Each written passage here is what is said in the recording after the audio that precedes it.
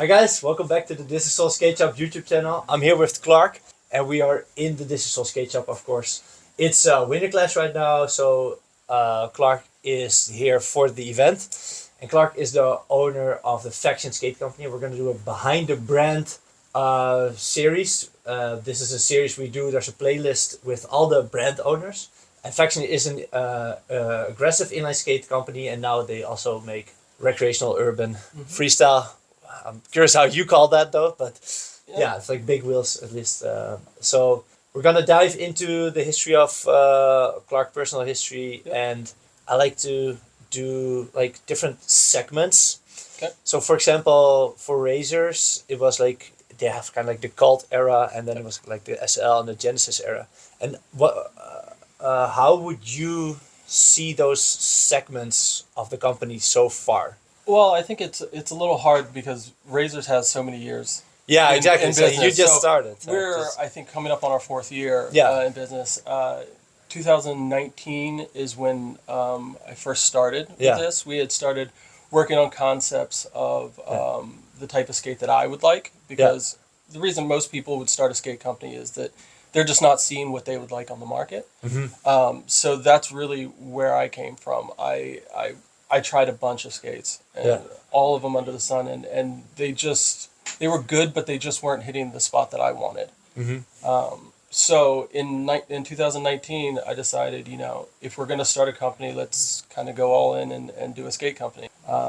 And from that point, it was, you have to learn everything, because I came from a background of being a skater, not necessarily business owner or not necessarily a manufacturer in any way. So there was a lot of uphill for that. Yeah, I understand.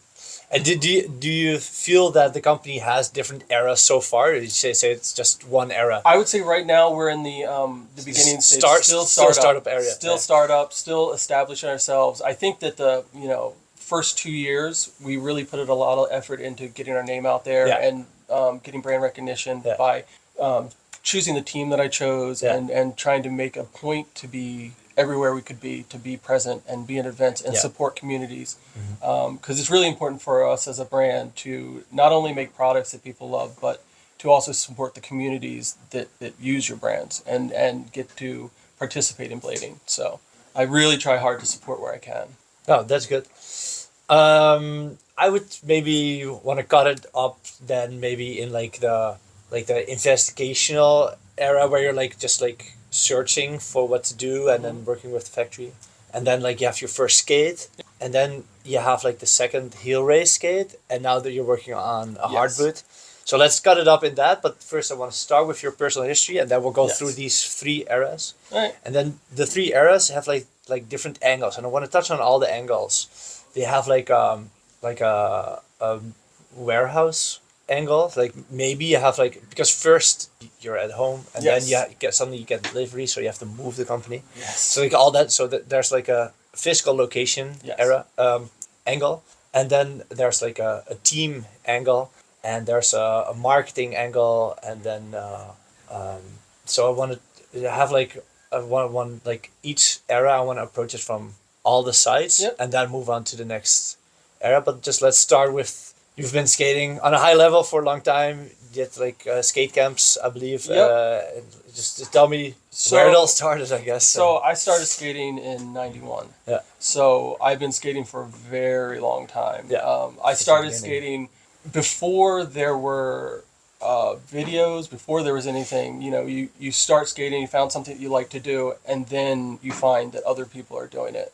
Dare to Air was the first video that I saw, and it was like, oh, okay, someone else is doing the same stuff that I'm doing in my front yard. So it was really early on after, when you're growing up in the 80s, everybody skateboarded, everybody BMX'd. And when I started inline skating, it just clicked. It became this thing that kind of took over my life in general. I'm sure we all share a similar experience with that, of like where you start to skate and then everything else starts to fall off. All the other sports, they just kind of disappear, and next thing you know, you're just skating in your driveway every day. So that's where it started for me. I also played roller hockey as well, so learning the fundamentals of skating, that kind of broadened the approach to me. So that air had a big impact on you. But how did you even acquire it? What like did you uh, live in a small town and did it have like a random store having that then, or because I never saw that air It was when I was a kid. Team Paradise, I Okay. believe. Oh, but then you also have to know about Team Paradise. Yes. Team Paradise it was like the first web shop, but it wasn't a web Yes. shop. It had a catalog. Yeah. And it was only in the US as far as I It know. was. So those old catalogs are like gold because they have like all the classical So much stuff. skates. It's so cool to browse through those. Yeah, catalogs. yeah. I think, honestly, I can't even remember where I got it from, but I know I had a Team Paradise, the first Team Paradise catalog, Okay. and then I ordered my first video from there and got it. I think my parents found it somewhere. I don't know how they came about it. That's super random. It is. Yeah. It was super random. Because at that point, that was when I was riding Kmart. I think they were called Phantoms. They were like black and purple. They were like Okay. roller derby, bottom end inline skates. The wheels barely rolled kind of things. Yeah, Where I'd yeah. go through. It was actually funny because every time I would buy them, I'd wear them out in a month. But I had to cut the brake off Okay. first Yeah. because it would get in the way and all that kind of stuff. So yeah, so I've been seeing those for a while, and then when I got the Team Paradise catalog, that's when I was able to get my first pair of like actual aggressive skates. They were yeah. Lightnings Yeah. with the heel strap and Hmm. crank strap and everything. So Then they were the troopers already. no, that was well before I Troopers. didn't know they had like the strap. before the Yeah, trooper. because I had to build them.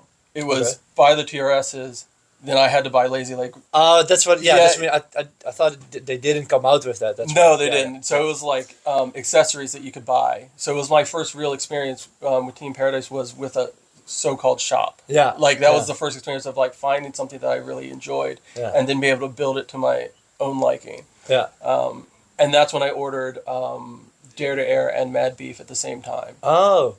Okay, So- but then we're also already because there's like 2 years between those, I think. So you got like a Dare was like already really old yes. in that way. Yes. It's funny because in rollerblading you everyone starts in their own areas and Yeah. doesn't have exposure to like what the Yeah. industry is Uh-huh. or what Yeah. that is. Yeah. So when you find out that there's more people Yeah. and there's more people doing something similar to what you were doing, but also in a different way that you Yeah. didn't even think of, it's so interesting to see how that kind of grows and becomes a huge part of your life. Yeah. You know. Yeah, that's cool. So you got Dare to Air and Mad Beef at the same time. Yes. But maybe Mad Beef then had a bigger influence on you than Dare to Air had, or not because I think Mad Beef in down the road yeah. had more of exposure, but in Yeah. that very beginning stages, it Yeah. was just I had a launch ramp in my front yard, Yeah. jumping off of it, doing flips and all that Yeah. kind of stuff. Yeah. Until I got good enough to where I was Yeah. doing grinds and doing more street skating and more of those things. So you Dare to Air was more relatable. It was in the beginning because at that time, Yeah. it was really just being an acrobatic little kid trying to Yeah. do whatever. So much so that I learned front flips and misty flips. Yeah. And then my little kid brain said, okay, you did them forwards, now do them fakie. So I was Okay. doing fakie front flips in my What? front yard. It's crazy. It's Wait, fakey front flips? backwards, But that's a contra flip. probably. But So- yeah, Because the natural way, if you have a ramp, if you go fakey, is to do yes. a backflip, and if you do it front flip, then you have to actually fight against the Yes, ramp more. but I was always better at the diving tricks. So like you go off your okay. toes to do it. So I could do misties and front flips really well. Oh, Anything you had to go heels, yeah, that was super scary. yeah, But then doing them fakey, it was kind of the same thing where you just head down and loop. Now that I've been rollerblading for so long, I know that that's not what you should be doing at that early stage. So, there's a lot of stuff like that in the beginning yeah. of just skating stuff that just made no sense, but I would do Yeah. it all day, every day for How old- hours. How old were you when you started? 12, Yeah. 11, 12-ish. And then you have this like big American house with a big yarn, and then like a big street, and you just skate in the street in front of your house. That's Yep, what I see in the movies. The like, curb, like that. like waxing up the curb in the Yeah. when we found out you can wax stuff, like that's what we Yeah. would do. My parents got super mad Yeah. because I would just build ramps, and I built So after a while, I went to a NIST contest Okay. and then came home and built a down rail and sick. yeah, I built it all because I was Yeah. like, if I'm going to compete in these things, I got to have it at home to play with. But then if you're thinking about competing, you're already really good. No, No. terrible, terrible. So, No, actually, the first NIST contest I went to was, I believe, either 95 or 96 in New York City. okay. And So you're skating for 4 years already. So yeah, you can do but I some had stuff. never dropped in on a quarter pipe. Oh, okay. And they had an 8-foot quarter pipe that everybody started at. Yeah. So I was like, oh, I guess that's where we start. So like first drop in was at a contest in front of like everyone. So like I met like Dave Kalash, Arlo was there, like so I was a little kid just like losing my mind. So Wow. How did you even know that the competition was there? That's also one of those things in the 90s. Like, how did anybody know anything? I have to, thank my parents because Yeah. my parents were really kind of supportive. My mom specifically was really supportive in what I wanted to do. So she would find out about all these things. I don't know how she would find out because this was before the internet, before any of that kind of stuff. So I have no idea how she found out. Read it in a newspaper or something. Something. Yeah. And we would just go to them and it was a blast. Again, it's just seeing people with a shared mentality, which was, coming from your hometown, you don't have that. I had like 4 friends that, my first crew of people, they skated because they didn't have anything else to do, but I skated because I really liked skating. So I was kind of the person that was motivating everybody to keep skating. So as they fell off, I still just kept skating. Yeah. So first pair of skates is the Lightning upgraded with some crank straps, and then did you modify them, grind wheels, like makeshift sole plate, or I do stuff to it? I was riding hyper wheels back then, so like hyper fat boys and like dwarfs and like doing anti-rocker, just testing that all out at that stage. Because there was like 3 or 4 grinds. There wasn't much. So it's weird. It was just a kind of little kid approach to action sports, just trying to do whatever and having a fun day. So. And then what's your second pair of real skates? Or what's your first real aggressive skate with the sole plate? I had like 3 or 4 pairs of Lightning. Yeah. And then I had a pair of Rossi lowriders with the metal frames. Yeah. And then, how was that compared to the Lightnings? Very How did you similar. even get roaches in America? I have no idea. My Christmas is when I would get a new pair of skates. Yeah. And I would have to ride them all year. And usually after 6 months, they were done. Yeah. But I had to continue to ride them. My parents would order them for me. Okay. So I assume that they mail order them, probably from Team Paradise. Okay. Team that would be my Paradise, guess. for sure. Yeah. But my Rossi lowriders, I liked, but the Royale groove was terrible. There's no groove. There was no groove. It's a flat. And I had to grinded it out, like with an angle grinder. So there was like a hole. Okay. Did you have the plastic cap over the frame, right? I started with that, and Okay. I cracked that fairly Yeah. quickly. Yeah, because it's hollow. Yeah, it was. Yeah. I think it wasn't even really the right material. With the information I know now, Yeah. it was. I think it was probably like polycarbonate or something like that. Okay. That was not ideal for Yeah. actual grinding. Yeah, I rode those for a long time. Then I think right around that time is when K2 started doing a bunch of stuff, and I had K2 fatties, and I had as soon as they started doing stop point bobs, I was on those for a very long time. That's the no cuff model, right? No, that was the King 55. Oh, that's the King 55. Sorry. Yeah, King 55s were much later. I had a pair of those, but I was a style point bobs guy. Yeah. Without the toe cap. There's a style there where you would put tongues in the skate, really puff them up, and then take off the toe cap. Yeah. That's what the kids were doing. Like you. I rode K2 for a very long time. So you drop in your first contest. Yes. What year was that? either 95 or 96. Okay, and that was already, so you've been skating for 4 years with some Yes. friends, and no grinding still? Then? No, I would do grinds, soles, Mizus, basic stuff. It blew my mind when porn stars came out because I just didn't understand turning your foot, and I was like, "What? You can do that too?" Yeah, and it just. I remember some of my friends showing acid. Yeah. You can do that? yeah. And then I saw a picture of a fish spray in a magazine. I was like, wait, that's not possible. Yep. I cannot. Yeah. There's so many times where tricks, especially in the early days, where it was just mind blowing to see the progression because things were happening so fast. Yeah. At that point in rollerblading, so it was a great experience to be in at the beginning.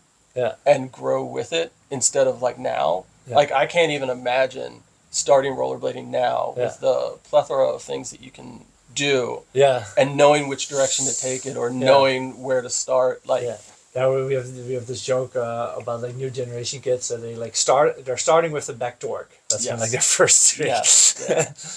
Yeah, we ran into a lot of that stuff with I used to work at Woodward Camp. Yeah. And kids would come there where they had their handful of tricks, but they didn't learn the fundamentals of rollerblading. Yeah, exactly. So like skating wise, they could like walk up to a ledge and 360 sweat stance it. Yeah. But then when they're walking away as they land, they're like struggling to just roll. Yeah. So a lot of it had me like taking them to uncomfortable places of like, all right, we're dropping a fakie on stuff, we're riding things differently, like pushing them. Yeah. Which was always fun. Before we're at the camp, there's still, I think, your progression as a skater. So your first competition you drop in, but then next year, how is that going? Because you've been doing competitions. It got better and better. Yeah. I think that during the NIS years, during that time there was NIS and then there was ASA. Yeah. I was wholeheartedly NIS. I don't know the difference. There wasn't much. And also assume that people don't. We're throwing in a lot of What terms, I would say, NIS was the National Inline Skate Series. Yeah. It was a series of contests that went through the U.S. and I think they had the European ones as well, I believe, and I think there was one in Japan. But it was just a contest. AMs could join it, skate with their pros, and they put out a video every year of culmination of all of the contests. So it was always one of those things of like you'd go to the contest, skate it, and then buy the video later and hope that you'd be in it. That kind of situation. That's cool. But I will say, usually people were either NIS competitors or they were ASA. Usually there wasn't the crossover. That's odd. It was very odd. Yeah. So I skated NIS for a very long time. I would go to those contests. Where they came in the States, they were closer to my house, easier to go to. But where's that in the States? I'm in Maryland, so the center of the East Coast of Maryland, opposite side of from where California is. Yeah. But like I was saying before, there wasn't a lot of rollerblading there. Yeah. Even in the heyday, we're talking 10 to 20 rollerbladers in my area. Yeah. We didn't get a skate park till much later. Yeah.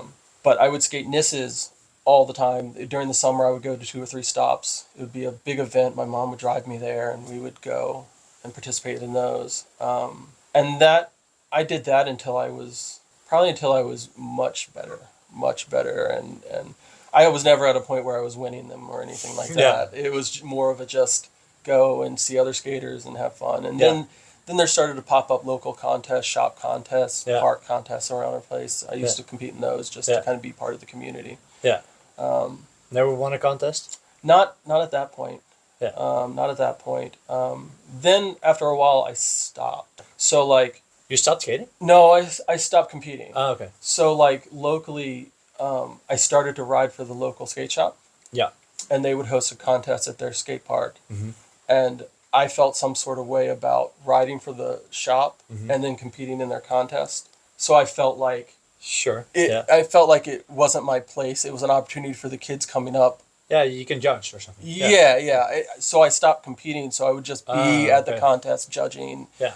I enjoyed that for a very long time. And at that point, I worked at the shop. It was called Spicy Skate Shop. And they also had a skate park. So I was the manager of the skate park for 5 years. Oh, sick. So we skated so much. Yeah. Like every day for 8-10 hours a day. Huh. And what year was that when you got sponsored?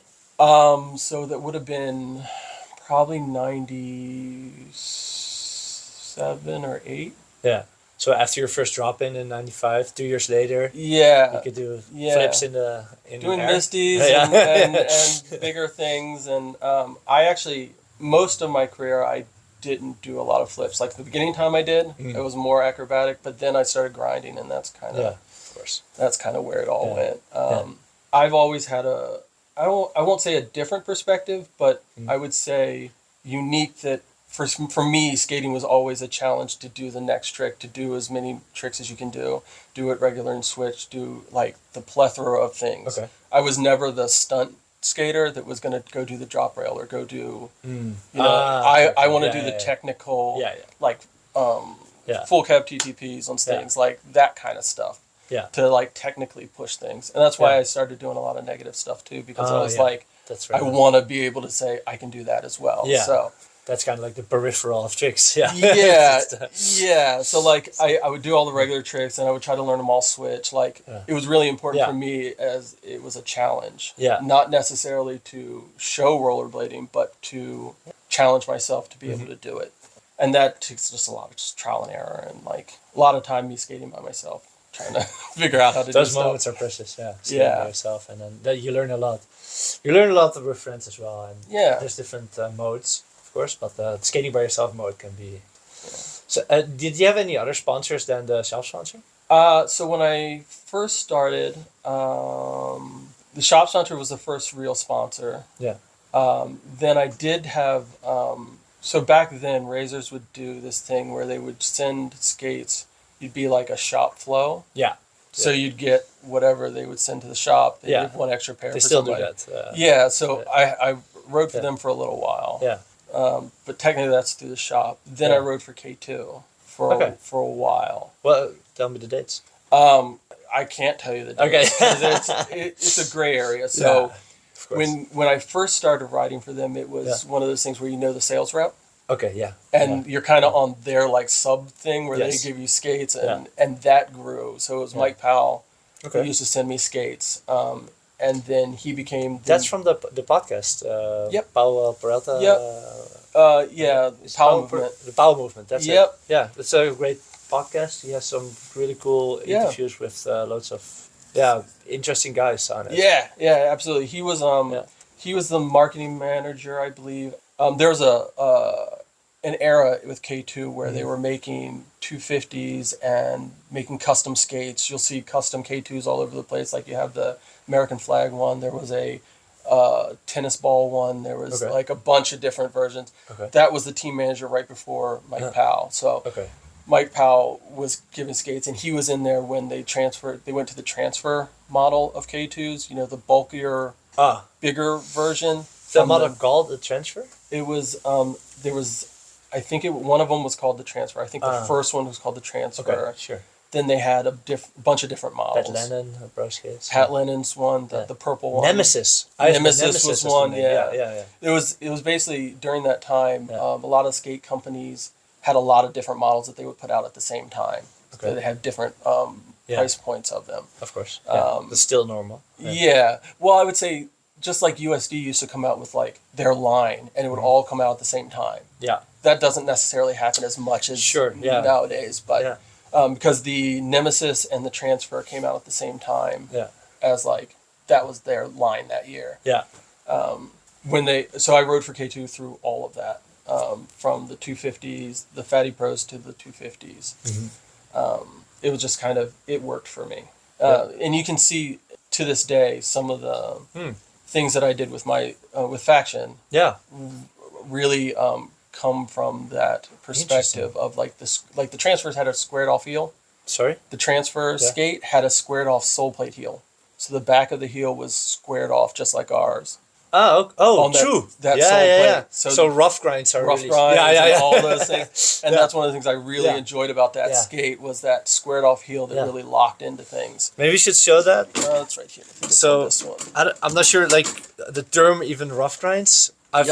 I haven't heard somebody say that term in probably 10 years already. So maybe there's a lot of people that don't know that. But so normally a sole grind is when you go on this side here. Yep. But if you lift up the toe, then it's called a rough. Is this also called a rough grind? Yeah, that's tough. Oh, that's tough. Yeah. I think I call them both rough. But back in the day, they really liked alliteration. They liked names that kind of rhymed or like played off of each other. So rough grind was always kind of raised heel like that, and tough was like. So tough Soyal would be that's a nice one. Yeah. Like so good. Austin Paz does them really well on like down rails and stuff. And like I was saying before, I really wanted to be able to do every trick. So but the back is squared off for the rough grinds, but the front is not squared off for the tough ones. Because I mean, if it's also aesthetically. If you're looking at also it's very like, niche, the tough grinds. they're so arbitrary of a trick. Like Yeah. they're just like so niche and so like not many people do them. Yeah. Rough grinds, I think more people would do the Mizu ones, and tea kettles are the porn star ones. Okay. So it's kind of like a Unity, but not really. But yeah, I mean, for us as a company, it's really about options, and I want to make sure that we're making products that people can put together to build the skate that they want to skate. For me specifically, that's a squared off heel, Yeah. a big positive and a big negative. Those Yeah. are the things that I want. Yeah. And a soft boot. And everything that we've done in our line has been towards that end. Yeah. Like it's singularly focused on giving people options to be able to build it the way they want. What does Faction do then regarding those options that other brands don't? So right now, our product line has 3 different sole plates, completely different sole plates. So you have this, Yeah. which is our stealth with a offset groove, Yeah. and we have this, our standard sole plate with the squared off heel centered groove. Yeah.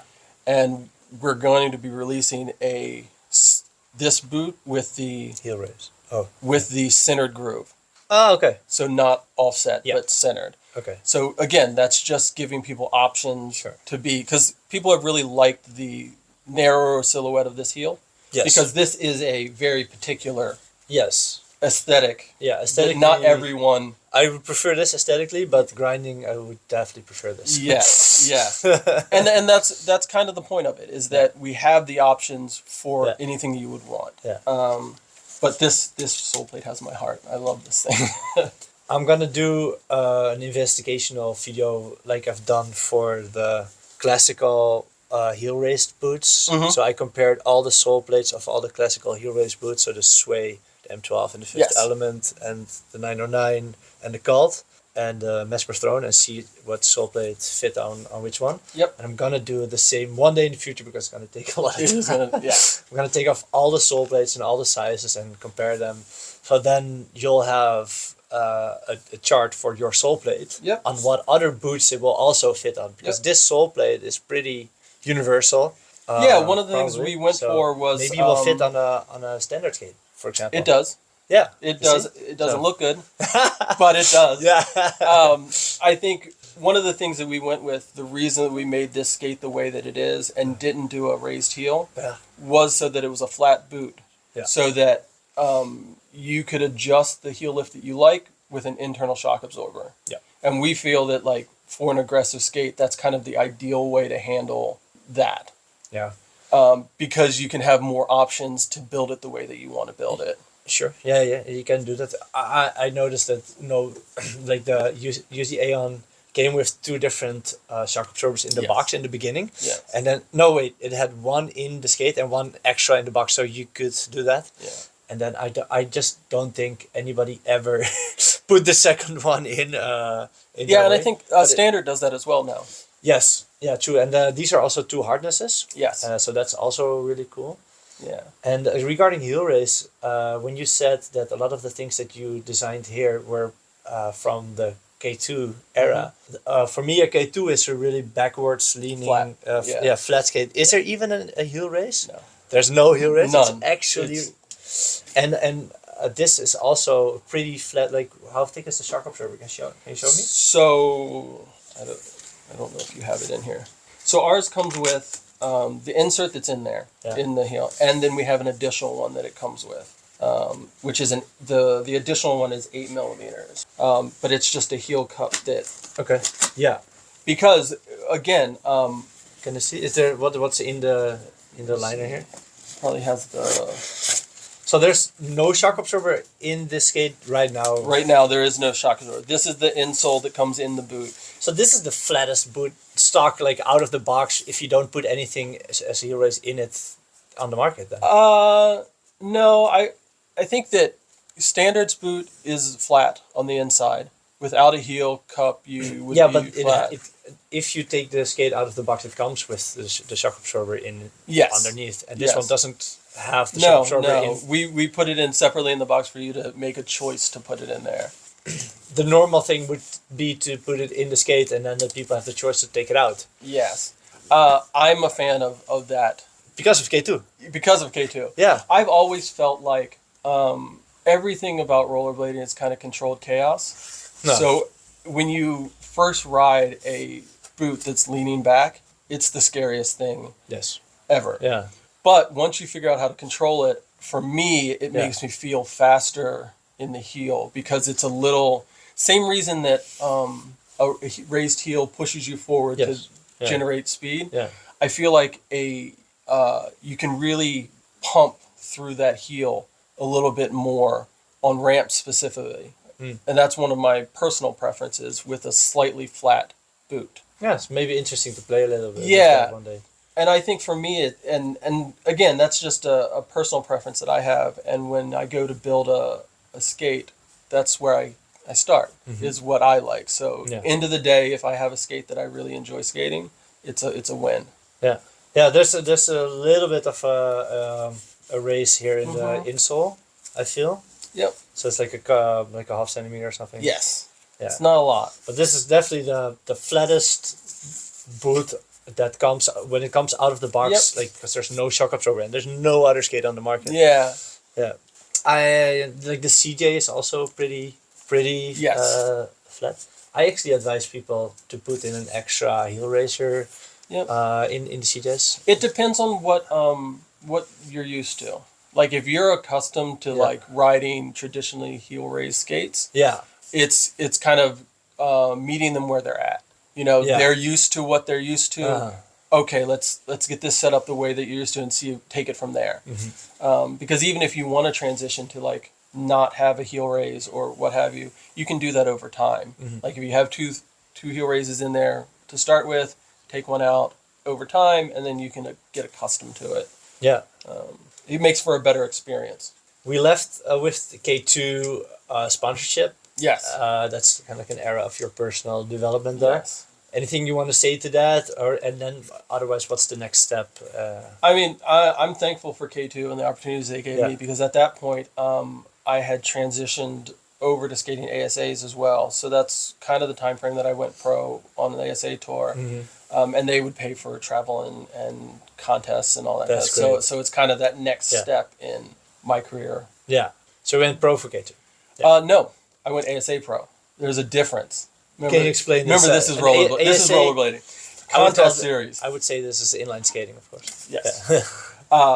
So contest series back in the day, there was people that went contest pro. So that means you competed in the AM circuit, did well in that, placed top 12, and then qualified to be on the pro tour. So every ASA contest had the AM tour that competed, and then they had the pro tour that was on TV. So the Jaron Groves, the Brian Aragons were on the pro tour because they qualified through the AM potential circuit. Yeah. That is completely different than going pro for a company. Yeah. Company is more about the relationships that you build and the connections you make at the company. Yeah. So you'd have people that were pro for companies that weren't ASA pro. Okay. And then vice versa. You'd have people that qualified pro for ASA but didn't ride for companies. This is really complicated. Yes. Thing. And Yo-Yo is also trying to manage that for Winter Clash. It's so hard. Like, if you're a pro for a boot company, then you can join our pro league. Yep. But also if you were like top 3, but there's an expiration. Yep. Like if you won like 5 years ago, Yeah. then like if you won the M 5 years ago, then you still have to be M. But if you won it last year, you can be pro. It's kind of a conundrum of inline skating as a whole. Yeah. Because since it's a counterculture sport, you have this dichotomy of people making sections, making video parts, and doing the company pro thing. Yeah. That I don't want to say it doesn't have to do with skill, but it only has to do with skill to a certain level. Then it's about your relationships that you build with companies and the personality and brand that you put out there. Yeah. Well said. But for me, contest skating was more of a level playing field to really test yourself against people on that day. So I was a contest skater. Okay. And that's a different thing than a street section maker or what have you. I think we still have that dichotomy today in the sport. Yeah. Unfortunately, I think that a lot of contest skaters don't get the respect that they necessarily deserve. Yeah. Because they're not out there doing street sections or they enjoy skating park. Yeah. And not that they're looked down on, but they aren't recognized for the level that they have attained Yeah. because they're not. But out what is skating. that though? What do you mean? How did we get this distinction there, and also the respect? Like, why do we see it like that? I think it's a cultural thing of it being a counterculture. So most of us have started roller or inline skating when we were young, trying to find that outlet that we wanted to be different from our parents and establish ourselves as this separate thing. And Yeah, maybe. as an inline skater, it becomes where you don't want to follow authority, you don't want to Yeah. do that, and Yeah. contest skating is the opposite of that. It's I'm thinking like how much of a counterculture like how much of like a rebel am I? But in a way, I think like I really didn't like football, and I didn't. Yeah, it's Yep. like I didn't fit in that. I did wanted to do my own thing. And, yeah. But also, yeah, it's also a really social sport Yes. because nobody gets good. You cannot learn like more than one grind by yourself. Absolutely. You can learn. Maybe you can do like a front side in a day or something, Mhm. but you cannot learn like real. If you want to do 20 grinds, Yes. 20 foot positions, you have to do it with friends. Yes. I've never seen it otherwise. So I've seen both. I've seen some people that aren't the most social people. They're more introverted, who are more just like, but the fact that you know them though yes. says that they're not by themselves. I would say some people are, most of their time they spend drilling stuff on their own, and then they skate with people Exactly. Yeah. in sessions. Yeah. Exactly. But most of the time they Yeah. have is them training to get that. Yeah. No, and then you can skate by consistency. yourself to then come back to your Yes. peer group. But, There's but absolutely- without any connection to a peer group. No. Yeah, You always have a Yeah. group of people. There's this crew mentality Yeah. to things that I think in our sport is very important. And I think that's where you have that split of like people that are contest skaters. Yeah. Not that they're less crew minded, but Exactly. they found an Yeah. outlet for rollerblading on their own, whether they didn't have a crew or trying to find a crew or what have you. A lot of the people that are street skater only, they've built this friend base that is that thing, and that just continued up into the industry, into the companies that then sponsor them, and then In a lot of the content for street skaters, you see that friend group atmosphere there, Yes. and that's what's so appealing to everybody who pulled through in the sport and got to the 20 grinds Yes. category. That's what's relatable to us, and that's what we like to see. And then competition skaters, you see all those individuals, yes. and then you're like, okay, yeah, but you guys are individuals, and I want to belong to a group here. See, and I think that's where Is that maybe a thing where this also. I think there's a mix.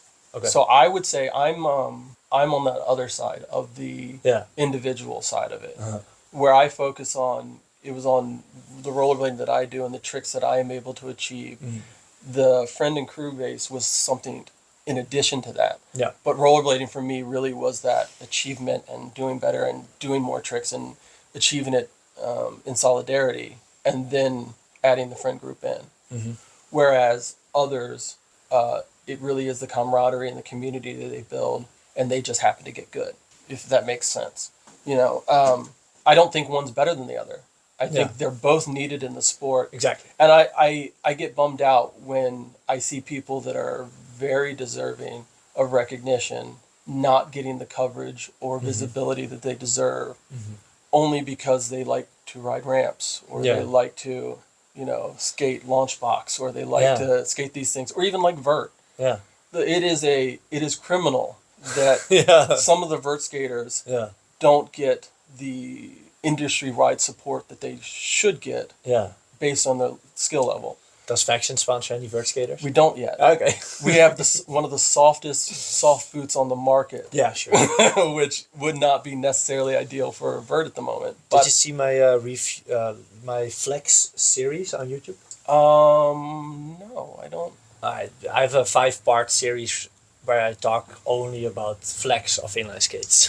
So it's a lot of content. Maybe it would be nice to see for you. And obviously you know this, but if you compare this to a CJ, which a lot of people do, Yes. I dive deep in this video about it. If you take out the liner, the faction skate, I'll show you guys here by flexing forward the cuff. Faction skate ends here. Mm-hmm. that means there's also nothing holding the cuff back from going Yep. forward. So Yep. I can push it forward all the way like this. And I don't think there's any skate on the market where I could do this with. Nope. Yeah. It's 'Cause- one of those things that when you So for vert, this is. it's not as Yeah. ideal. When you build a skate, there's certain criteria that you can kind of turn the dials on to Yeah. make it the way that you want to make Yeah. it. For me personally, I love a lot of forward flex. Yeah. My ankle flexion, I've always had a lot of flexibility from the knees over your toe. Dorsal flex. Yeah, to be able to flex that down and Yeah. squat. One of the things that I had in my career was I was a very tall skater, but I also squatted out of everything. Like so Demetrius yeah, shorts. yeah. Except I could never skate in basketball shorts. So, Yeah, true.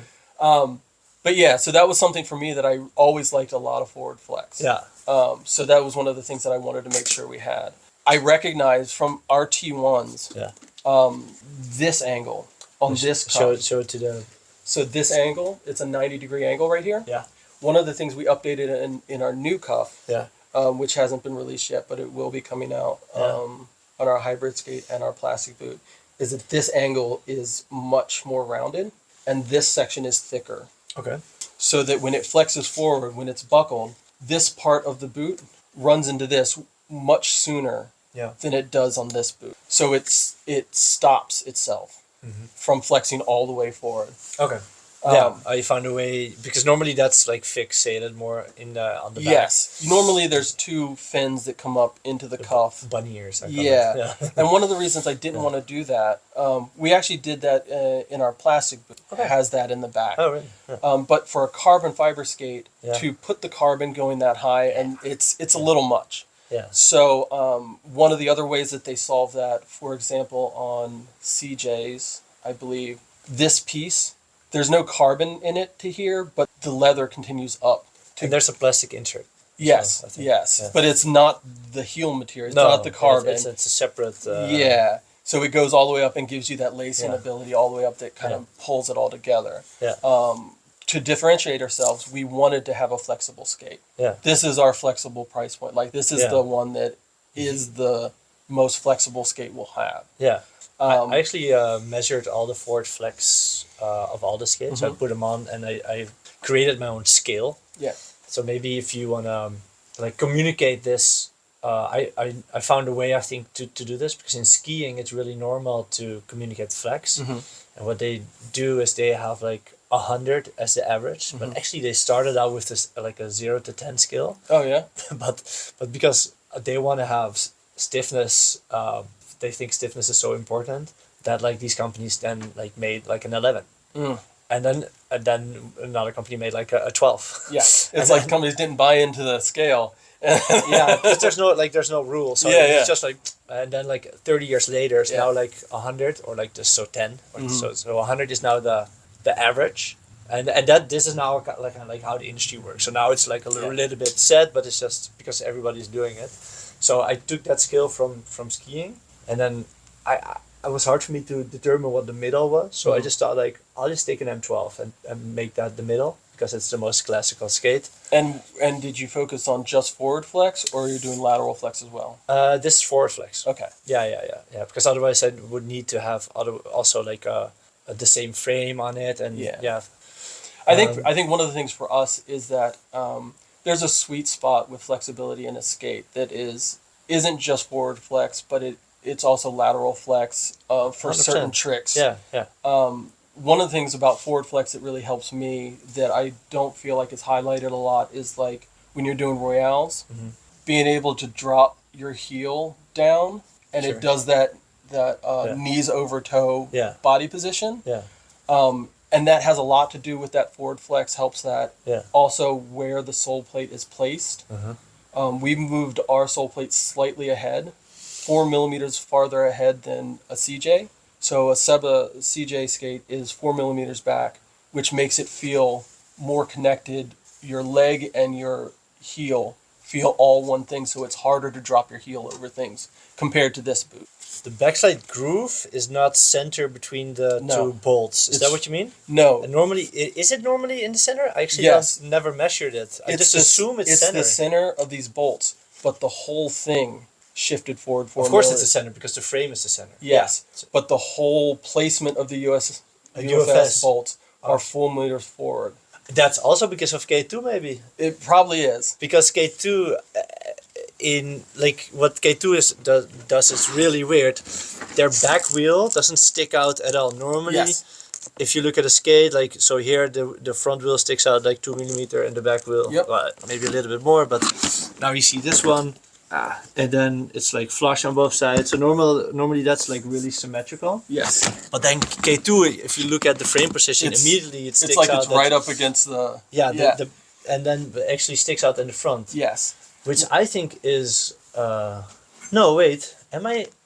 Should I grab a K2? Isn't it more to the back?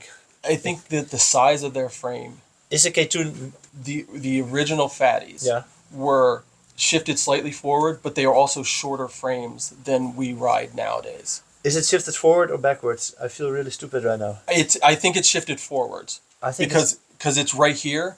The back wheel is right in line here, but it's also shorter frame. So it's a smaller wheelbase than the comparative Lightnings and Rossies that were out at that point. Okay. The fatties were. I really want to look at some pictures of K2 skates right now. The one thing that we did a lot of testing when we first did this boot on where the sole plate needed to be to feel right doing Royales. Okay. So that it wasn't. Usually when you learn Royales, there is a phase where it hurts and your ankle, to get it in the body position, you have to bend down really far. Yeah. And I didn't want that necessarily to be the case. So it was really important to me to be able to drop that heel into the groove. Okay. And that 4 millimeters made the difference for me when I was testing it of like, okay, here it felt too solid. Made my leg feel like it was part of my ankle and there was no difference in it. Yeah. But then when I scooted it that little bit forward, it allowed me to, the leverage of my weight would push down to that. So it's really interesting, Clark. Well done on this like investigational design process because I've never heard any skate designer be conscious about like the real precision of the the mount in that way related to the and that was the thing for me is that I tested a bunch of skates. Like I rode not Seba CJs, but I think they're just the regular one that came out, the carbon one. And that was why I couldn't skate that, was because the placement of that was just off enough to where it didn't feel right. Okay. Yeah. And again, not that was wrong. It's just a design choice for a skate that affects how it rides. Yeah. And if you can get used to it, but it just wasn't checking the box for me. But yeah, there's little things like that made this a very specific feeling when you ride this skate. Yeah. I mean, it's not necessarily going to be for everyone, but who is it not for? Some people prefer a plastic boot. Okay. Some people like a hard boot. And that's one of the reasons that the next skate that we're putting out is going to be a hard boot, to give people those options. We're going to end up at the hard boot, of course, anyway. Mm-hmm. But that's not yet. Jump it's too ship. soon. Yeah. We're going to get there for sure. I actually prefer a more stiff skate. Yep. But I also have extreme dorsal flexi. Okay. So that means that like if you have your foot on the ground, I can like bend my knees like it's 20 centimeters. Oh, that's great. And that like I showed that to my physiotherapist and he was like, "Whoa, I've never seen that in my life. What's happening?" I used to be that way. Yeah. I'm not anymore. I actually think that that is one of the anatomically differentiators in if people are going to catch up with the sport or not. So you will not be surprised if all of your peer group is like a super big dorsal flexi related to like the normal population. Yes, I would say inline skaters in general, especially aggressive ones, are going to have a much better dorsal flexion than most. I actually broke my ankle though twice, and because my leg just doesn't stop automatically, I need my skate to stop me.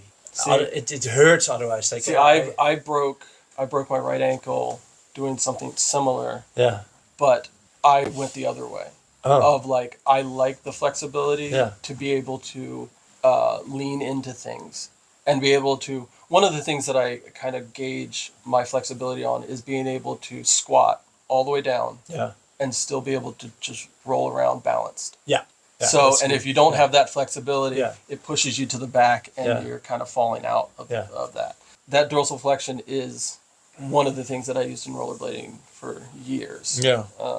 And for some tricks, it's really helpful. Porn stars are one that is, it's super. Yeah, I think most tricks, and the best trick of them all is falling. Yes. If you can get yourself to the ground Yes. more safely because you can bend. I'm a strong believer that the more you squat and the closer you are to the obstacle, Yeah. the less room there is to fall. Yeah, yeah. And I guess that comes from me being 6'4". That Uh-huh. like if I stood up on all Yeah. my tricks and missed, and that's like Yeah. 6 feet to fall to hit something. So I try to Yeah. avoid that. Yeah. But All right, so we're getting to the interesting part where you're Mhm. like starting to make a decision to start this company, but we Yes. still have like I think a 15-year gap here. yes.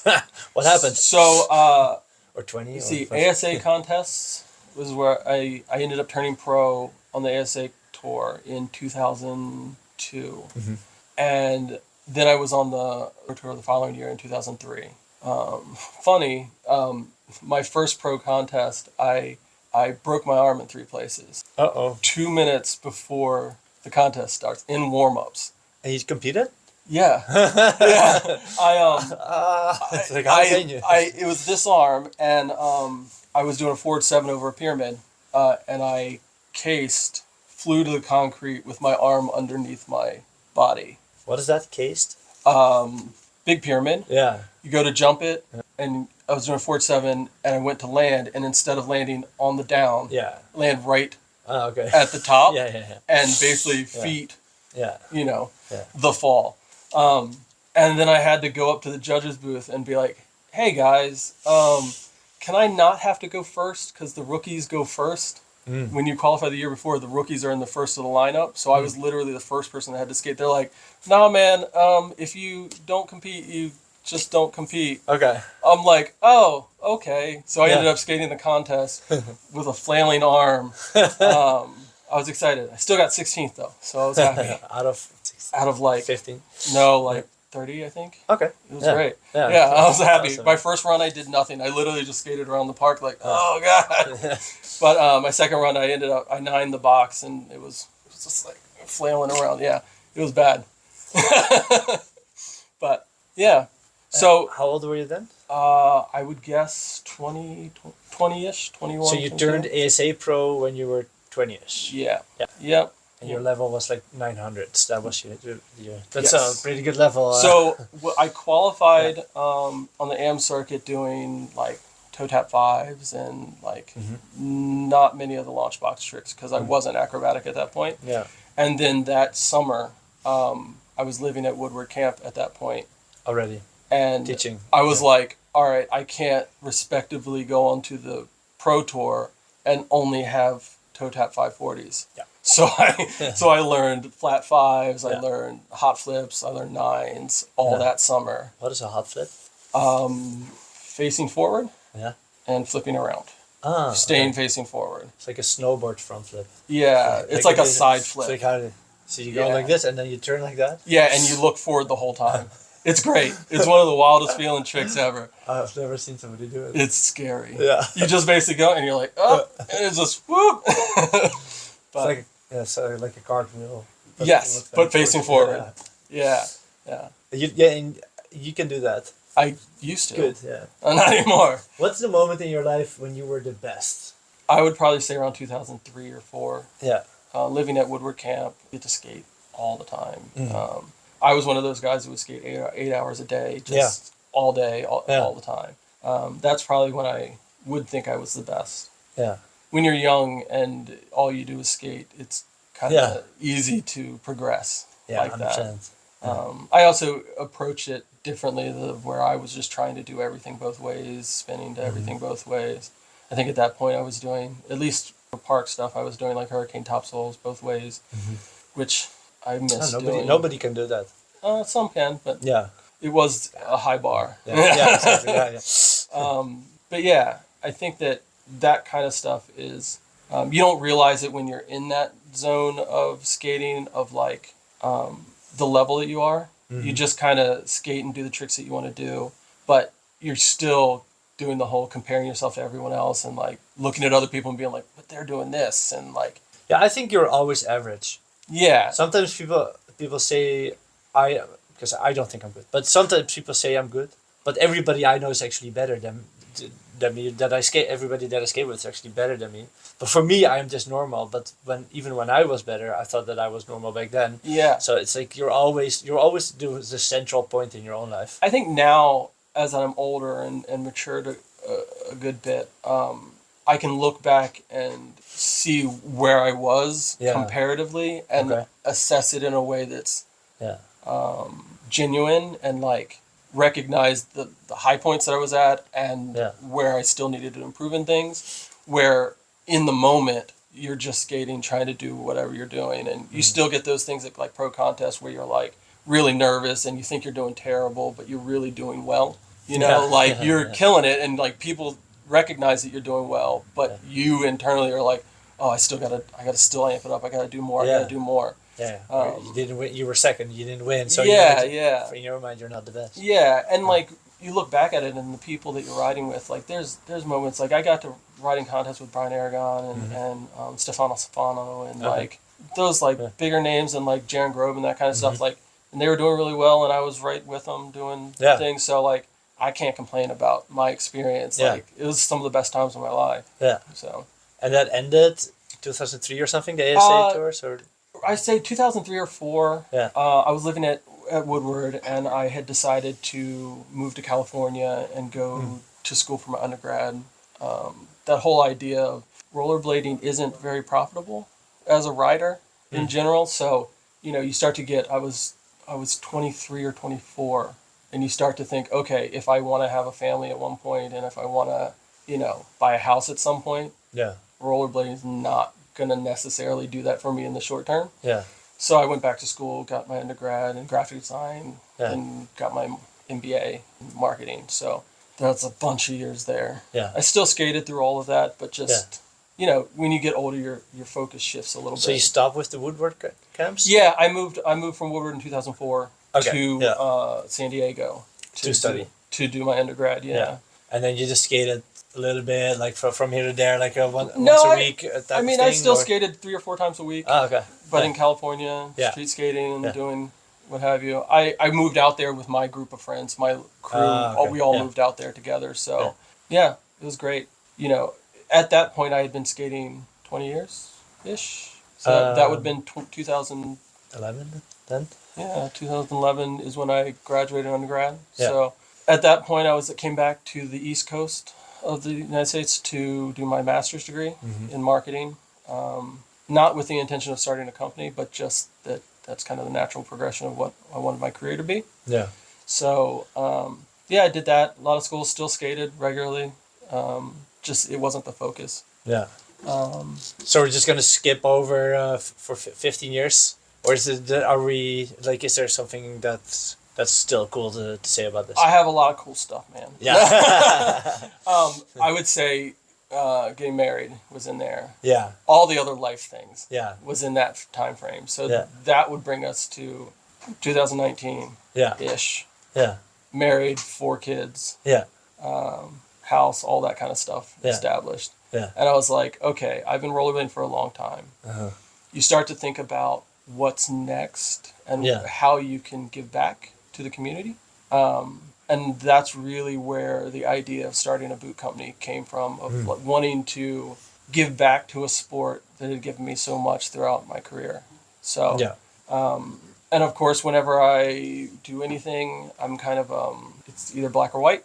It's either go 100% or not do it at all. So a boot company was really the only way to go for me. Yeah.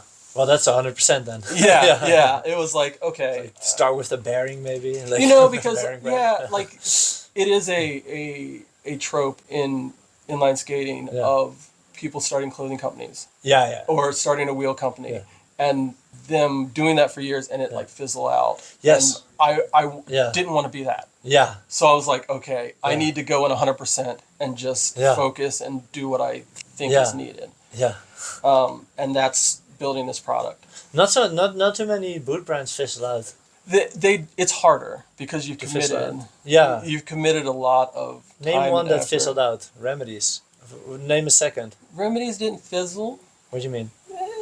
It's kind of still around. Yes, the last release was 4 years ago. The Yeah. release before that There's- 3 years ago. The Okay, release before that 2 they're years still ago. fizzling. 2 years. So it's just like They're fizzling. Yeah, There's yeah. other brands that didn't even make it to the launch period. Oh, So which ones? There's like there was a soft boot brand from New York, Core. Core. Yes. They didn't make it. Yes. They started I making forgot. stuff. Yeah. You have people. Charles Dunkel's brand I don't know about this. didn't make it. What did he want to He do? had In what year? right around when I started mine, he was Really? going to start making a soft boot Oh, thing. yeah. It's a hard business. Yeah. It's a hard business because it's a lot of commitment. There's a lot of money up front that has to happen. Yeah. But things aligned well for me to be able to kind of do what I was doing and move this brand forward. Yeah. A lot of that for me had to do with the team that I chose to start out with. Helped with legitimacy in the beginning Sure. as yeah. a startup brand. Yeah. Having people like Cameron Card on the team, who's Yeah. a legend in the sport already. Yeah. And then having some new school people like Jimmy Sizz and Eric Michael Mm. helped people recognize that the brand was a legitimate brand, that Yeah. was a product that, oh, they can skate it, maybe we could skate it too, kind of perspective. Yeah. I'm not sure if that's the real reason why you are now like still at it and I think it's part. doing business. Really? Yeah, I think it's part. A big part of our growth has been the communities that we started out in. Okay. And the groups of people that we went to skate. One was Okay. like Yeah. Ramping Camp was one of the places that me and the team went to regularly. Yeah. That those group of people were the first buyers. Yeah, people okay. that All right. went. And as we grow, Yeah. the shops that also bring us in are part of that community that bring us in, get Yeah. our exposure out, and we try to support them as much as we can. Yeah. So for us as a company, the community is really the backbone of where we've made it to. Well, that's great then. That's cool that's your focus and that you also see that coming back to you then. Yeah. Yeah, that's cool. And that is that's nice if you can strengthen communities also by having a brand. That because that is such an essential thing of the sport. Like we said before, nobody can do 20 grinds without knowing anybody else. Yes. That Yeah. does it. I mean, I think that action sports as a whole, in the recent 10, 15 years, last 10 or 15 years, has struggled to continue to build the communities around the sports that they enjoy. Yeah.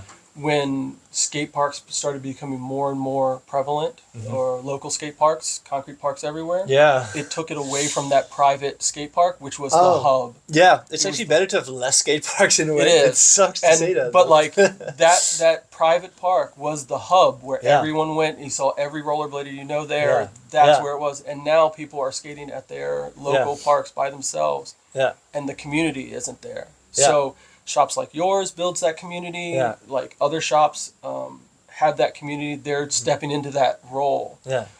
I think we need more of that. But Yeah. I'd love to see that kind of growth. Yeah. And I like to support that whenever we can as a company. How do you do that then? How do you support that? I think rollerblade, the inline skating events that we go Yeah, to and we yeah, sponsor and yeah. try to bring on people on the AM team to be able to support their smaller communities and the communities that they're around. Sponsor contests, sponsoring Blading Cup, sponsoring Winter Clash, all of these things, trying to invest the money that we are making from the skates back into the sport to grow it for everyone. Yeah. It's super important. Yeah, for sure. Sponsoring is important. Yeah. Yeah. All right. So you're it's 2019 and you're just sitting at home and you're thinking, I want to give back, and then how does that go? I think Who for- do you call? I think for me it was more of I was at a crossroads in my career. Okay. So I was a creative director at an agency that did web development and all that stuff. So I knew the process of branding a company and moving that forward.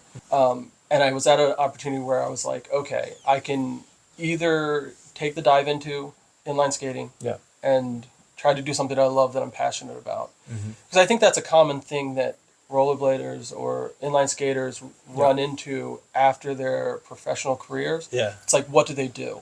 How do they find something that they're as passionate about in the normal world? Yeah. And I think a lot of people struggle with that. Yeah. they finish inline skating and they're like, okay, nothing is kind of hitting like inline skating did. Yeah. And that's where I was like, okay, this has to transition. I'm not young anymore. I'm not, I'm not at the level that I used to be. Yeah. But I still want to be part of this, and I still want to move forward with it. And I think there's more that I can do. Mm-hmm. And in 2019, that's when I was like, okay, we're just going to have to do this. So I started sketching things that I like. I started testing a bunch of different skates. I had skated a bunch of different things over the years, so I had knowledge about what I liked. A lot of this is just you kind of jump in and yeah, but based on what you know. Probably on those evenings where you're like the kids are in bed or something, and then honey, you gonna watch TV? No, I'm gonna sketch some sketches. Yeah. So then you're just sitting there, like now you say it as if you jumped in, but probably at that moment you were still like, okay, I'm drawing skates. I'm not 100% sure that this is gonna be like the project that it turned out to be. I would say you never know. Yeah. Even at this point, I think every step that we make and every growth potential we go to, I'm still like, I hope this is right. I hope this works. Yeah. In the end, I feel like as a company owner, you have to be okay to risk the money in the hopes that there's like-minded people that will like the same things that you like in enough quantities to support your vision moving forward. Yeah, that's well said. Yeah. And if it does well, great. If it doesn't, I'm okay with losing whatever I have that I've invested, because skating has given so much back to me already that I'm still good. And it's also nice to have tried it. Yes, I would be more upset with myself if I didn't try it and just had the sketches and I'm just looking at them when I'm like 90, like, oh, I could have done that, but So the sketching era, wasn't that long. It wasn't. How long did it take? I had a pretty good idea of the shape and look that I wanted to for the first skate. Okay. One of the things that skate companies do is they have to balance marketability of the skate versus unique perspective. So sometimes you can have a crazy idea for a skate, you love it, but it's a hard sell. So like them does a really good job with like some wild expressions in streetwear and that may not be for everyone color-wise, but are great colorways. They've established their brand enough that they're able to explore on these things and it's still okay. But for a first skate, you kind of have to establish what your vision looks like and not be too wild. I like black skates. Yeah. So to start out, the black and gray sole plate was a unique perspective for us of just, okay, this is what we're going to show to the world that had wide enough appeal to be a starting point, to establish our vision of what a skate 100%. looks like. Yeah, you don't want to take any risks. But you also don't want to play it too safe. So it's a real balance there of like detailing out what you want it to look like versus what people will like versus what will sell. And you don't want to go too hard in either direction. You want to find 100%. That nice middle zone. Yeah. So the strategy for us from the start was to have a black version and a white version that will always be in stock. Yeah. That's our goal, to have those in stock all the time. Yeah. And then for pro models, those be the ones that we expand out and be a little more wild. Yeah. And currently we're still doing smaller quantity orders. So we'll order 200 pieces of this. Okay. A pro model will do like 100 pieces. Oh, that's the cool thing about a carbon skate. You can do I think you said this in a different interview already. Yeah, that's one of the plus sides of starting with a carbon boat. Yes, actually. Absolutely. That was the main reason that we could do it. Yeah. That the production cost to start a carbon fiber boot is way cheaper. Yeah. So if people don't understand, carbon boots are made like shoes. So you have a hard shape of what the interior of the boot and the carbon fiber is laid over top of it. It's hand molded, laid by someone. But those are only like $50-$60 to get a last made in each size. An injection molded boot is $11,500 for one shell size. Okay, yeah. So these will be more expensive to sell because it's carbon fiber handmade skates, but the upfront production or Yeah. development cost is Yeah. way cheaper. Yeah. So we were able to get this up and going in about a year. That's from amazing. Yeah. beginning concept to fully executed skate and sell Oh. it. So that's why we started with carbon.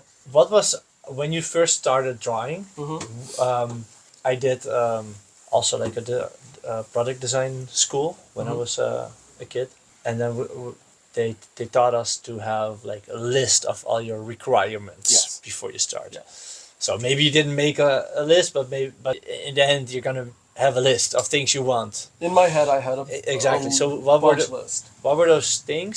And probably they were like a little bit different because some of the things like the alignment of the bolts, maybe you didn't Okay. at first have that. So what were those So things? there's two lists, I Yeah. could say.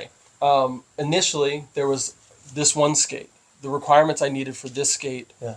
for it to launch. I wanted it to be a flat boot for most versatility Yeah. that I could have with an internal shock absorber to give people the ability to make what they want. Yeah. I wanted to have it to be a soft boot, nubuck leather upper because I like the flexibility of a soft boot compared to a hard boot.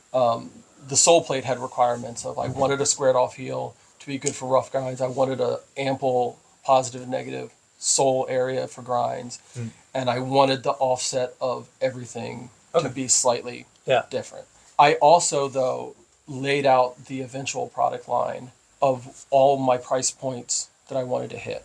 Okay. Oh, So cool. I had in the initial plan, the plastic boot was going to be the entry price point skate. Yeah. The carbon's going to be the mid-level Yeah. skate, and Yeah. then the urban hybrid skate was going to be the high level, You high already thought of that skate in the all beginning? from the beginning. Oh, really? So one of the reasons there's also other products that I want to do in the future Okay. that dictated this amount of bolts. Ah, okay. I can say one of the things that I want to aim for that is in the product line is a one-piece sole with a frame sole kit that doesn't use UFS. So we can get a Do wider. people know this already, or is this? No, you're the I've first talked. time- I've talked about it, but Okay. people don't pay attention. Yeah. But yeah, a sole frame is one of the things I'm working on Sick. doing. So that's why we did 8 mounting points because this is excessive. 8 mounting points is excessive, but if that's going to be the only way it mounts, Yeah. 8 is good. Yeah. But one thing that'll allow us to do is to have a wider wheel split Yeah. and a lower ride height. Oh, okay. Because when Yeah. you lower that ride height, the bolts Yeah. get in the way. Yeah. So you can move those crossbars up so Yeah. that it works appropriately. So from the beginning, that was in the product plan of what we were going to do. So I had to make sure that these had enough bolts to hold it the way I wanted it to be. The other main requirement that I had is that I wanted all my accessories to fit all of my skates. Yeah. So all my sole plates fit all the plastic boots. They fit Yeah. all the carbon boots. They fit the urban skate. They all fit. It's all interchangeable. Yeah. So they used to do that on things. So razors used to do cuff options to give people options of durometers of how flexible cuffs Really? were. Razors did that? Yeah, they had different colors that were different softnesses. Really? Yeah, What year? early, like really early, when super flats and flats came out. Okay, 98. Like Yeah. really early, because Huh. the blue ones were much softer. Okay, but was that on purpose? Yes, yeah. They That was did- marketed like that. Yes, yeah, Powerslide has it now for, I think for the Aeon. yes. They might have it. Or for It's a the really Nexus, hard yeah. concept to do Yeah. because we have such a small market now that the quantities of people buying skates, Yeah. it's hard to get so Yeah. niche in Yeah. what you're doing. We do customer support, of course, here, and I think we're like probably one of the shops that gets the most technical questions Yes. out there, because also we give so much technical info on our YouTube channel and on our website. We have so much technical information that we never have the question of like is there different flex. I think the that different material cuffs. I think that there are a smaller demographic inside of inline skating that like that, and we want to be able to have options for them to do it. That's one of the reasons that we currently have 3 different sole plates that are all their own molds, different things, reasons you would have them. Yeah. Now, we tend to, a lot of inline skaters tend to not bother with that, but I think it's good to have it as an option. So if they do want to dive in, they can. 100%. Some people just want to grab a boot and just go. Yeah. And then some people want to fiddle with everything. Yeah. So I'm a fiddler. So Me too. so I wanted to make sure that was an option. Any other things that you've thought of in the beginning that you wanted to? No, we were talking about this the sole frame a little bit. Yes. What's your plan with that? It's in the works now. My original plan was that it would have launched with the plastic boot. Okay. But again, when you're running a company, you have to decide, okay, how do we get this to launch? Yeah. And what's that timing look like to be the most ideal? Yeah. And we kind of... It's also better to cut it up a little bit. Yeah. One of the pressures that I have is that I want to be able to offer a complete boot. Okay. And we're not going to be making frames. Like, we're not a frame company. So the only way that we could be... It's easy to make a frame. I know, but I'd rather partner with my riders, sponsors, to make a complete... Like the Wish. I'd rather do that than focus my... There's a lot of good frame companies out there that, you know... But the logistics of not having your own frame brand and the price, the added price of having a different brand frame is just a lot, and that's why brands don't tend to do it. Yeah, it is difficult. Do you maybe know the like at the factory where your skates are made? What do you know for a fact? What other boots are made there specifically? No, we don't necessarily have conversations about. It's an interesting conversation. I mean, I'm pretty sure I know. Yeah. I mean, you do this long enough, you kind of get an idea of who's built where. Yeah, exactly. Not that it matters, really. But it matters logistically if a frame is also built in that same factory, like, or at least the same. Absolutely. Yeah. Currently, all of our partnerships that we've done with companies have not been assembled at factory. So I get that. So okay. I'll buy from the frame manufacturer as if I was a shop at wholesale or what have you. But for 200 pairs, you can maybe get a better deal. A little better deal. But you also promote the product. You also put it out there. So. But the thing is, I wanted to make sure was that all our riders were getting the royalties that they get from their other relationships, as well as the royalty they'll get from my boot. Okay. Because I want it to be a partnership between the rider and myself and make legitimate pro products of like all of their things. Yeah. Because it's one of my pet peeves when people get a pro boot and then they just get thrown a frame on there. Yeah. Because it's like they have those relationships. They've spent that time building that. Yeah. Yes, it's logistically a challenge, but it's also a problem for me if companies print the wheels. Mm-hmm. So like if I make the boot, I pay the rider to get the graphic, and then I make the wheel at my own factory just because it's logistically easier, but it's not that company's wheels. Yeah. That irritated me back in the day of just like, it's like, I know what you're doing. Yeah. It's not the same. Yeah. Yeah. So I'm trying very hard not to do that with our pro models. I think on any pro skate, do we have a pro skate? Like this one, for example. This is actually not the example that I wanted, because this is a good example. Here you see a Sam Croft pro skate, and then this one comes with the Apex wheels, which are like great wheels, and it says Sam Croft on it. But this one is maybe a better example because does it say Ritchie somewhere on this wheel? Well, one of the things that USD has done well. It's not a good wheel. But one of the things that USD has done well is that they have all of these other brands. Yeah. They have all these other brands. Powerslide does. But that's what I mean, that this is not like an undercover quality wheel. So it shouldn't have Ritchie's name on it. Yes. So then it's better if you're not going to put like the American made undercover quality. But I think undercovers are made now in they stopped in Texas. Partly. Mainly, yes. But not from my understanding. No, are still from Texas. Texas? Yeah. So you can see this on the three cutouts in the core, which is the same for all. That's a whole nother discussion when you start talking about wheel manufacturers and how there's like 4. Yeah. There's like 4 and everyone is using one of those guys. Yeah. Well, there's there's a couple main ones. Yeah, exactly. Yeah. You know. Definitely a couple main ones, yeah. And it's funny because when you are in the industry and you start to look at things like hubs, Yeah. you're like, oh, I know what factory this was at because Yeah, the hub exactly. they have. Yeah. Like, yeah, you get in the mix very quickly. Yeah, exactly. Yeah. Design process. Anything like where were you? Were you already like at the compound Yes. area? So Yep. yeah, you didn't move No, at all. So it's been at the compound. I actually sketched most of it at the fire pit right next to the ramp. yeah, So yeah, it was a lot of just sketches of like the layup. So for a soft boot skate, it's created more like a sneaker. hmm So I partnered with Mike Rios. He used to work with Chris Majette with the Denial clothing okay, and did a lot of soft goods development. He helped me with a lot of the sneaker mock-up, like the layup of what that would look like after I gave him a sketch. So I worked with him to do that. And then I worked with Justin Thursday to do the CAD development of the sole plate originally. yeah, Because I'm not, like I said, I'm a marketing guy. I'm not necessarily a CAD guy, or yeah, I've had to learn enough just to be dangerous. But yeah, so I worked with them to get this built out the way that I wanted it to be. yeah, And then, just like any other project you have with a factory, it's a lot of back and forth with the factory, them sending you samples, Yeah. you saying, that's not what I wanted. yeah, Here's the things to change, you know.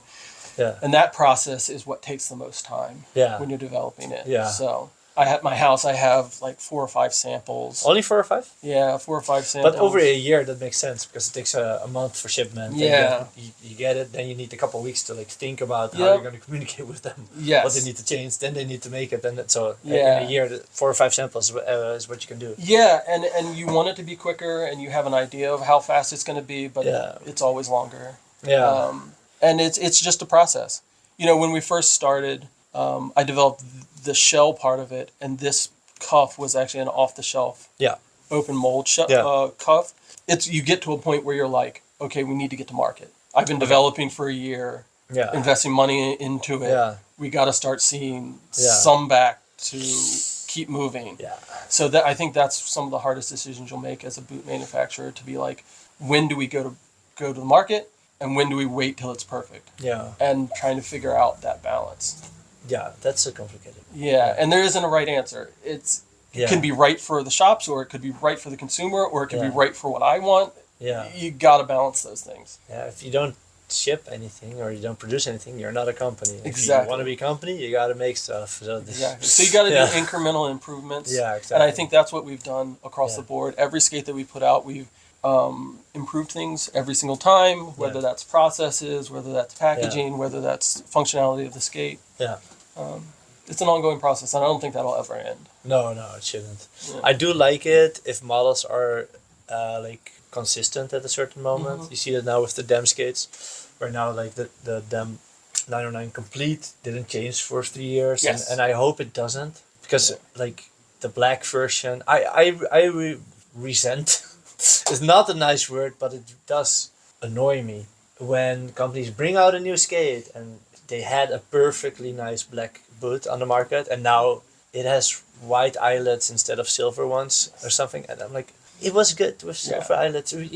There doesn't need to be like a new edition. Yeah, It's, it's an ongoing process of trying to improve and also stay relevant and stay in front of mind and build Yeah. that buzz and Yeah. build that momentum. yeah, I think one of the things that brands sometimes ignore is that shop relationship, Yeah. where you want to get products out as quick as possible, but then you have the shops already having so much quantity that they have to work through, and that building that buzz and maintaining those sales throughout the whole piece is super important. So I think that building that relationship with shops is super important for the success of not just my business, but I think the industry as a whole. yeah, for sure.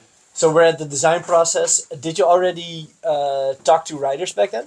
Because it's hard when you don't have a product. It is. I think I working at Woodward, I had some relationships. I had met Cam on the Pro Tour and Yeah. working at Woodward because they would come as visiting pros. So I had that relationship already built.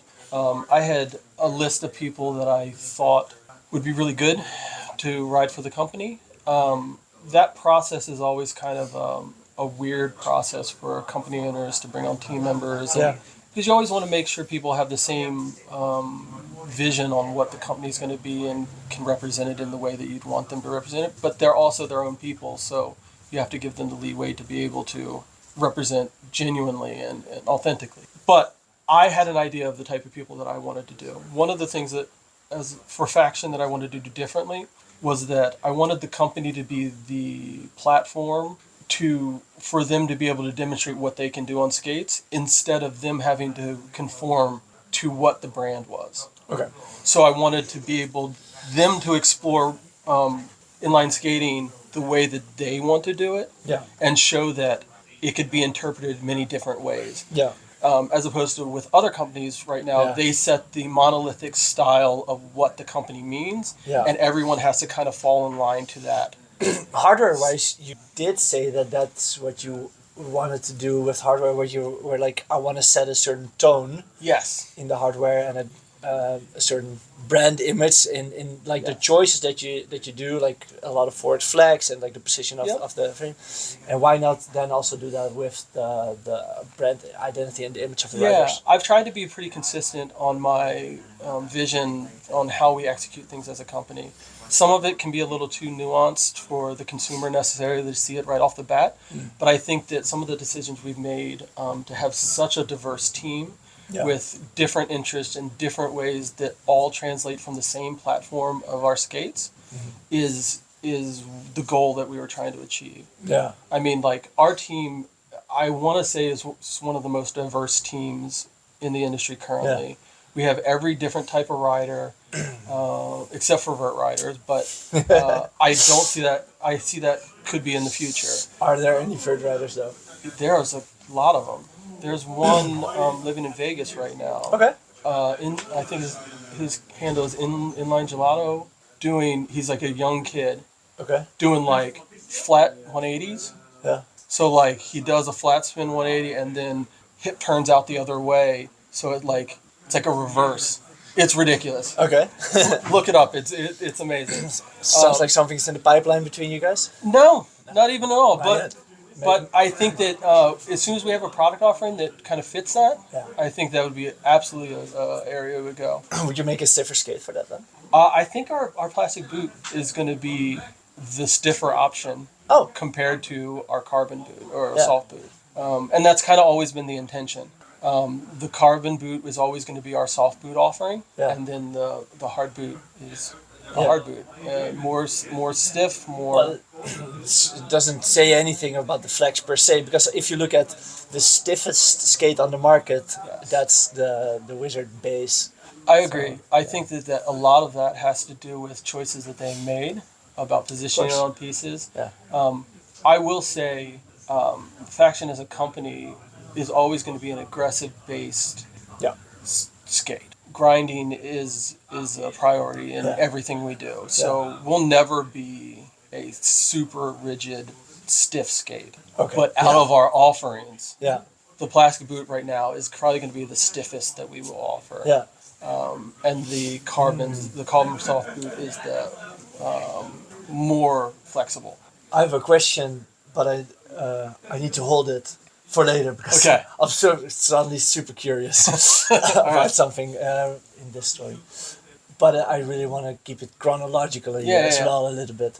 And marketing wise, did you already put stuff out there in that period, or when did you start to talk to people? I think our what ended up happening is that a lot of the people that I had for the list that for the team had come through to the compound Yeah. to just skate Yeah. in general, because I think a couple of them were working at Woodward, which is only like 2 or 3 hours away from my house. So they came through just to skate. Yeah. So I was able to start some of those conversations before we had a brand as a whole.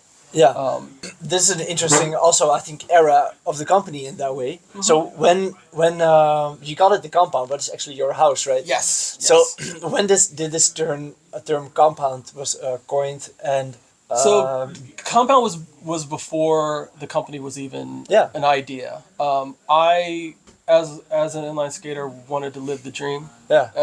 Build a ramp in my backyard, and honestly, I started building it, And once you start building something like that, you just don't really stop. Yeah. So you just keep adding stuff. And Not everybody keeps on going. I know. Some people just make it and then stop. I am very thankful for my wife. Yeah. She is the one that's allowed me to do this part of my hobby.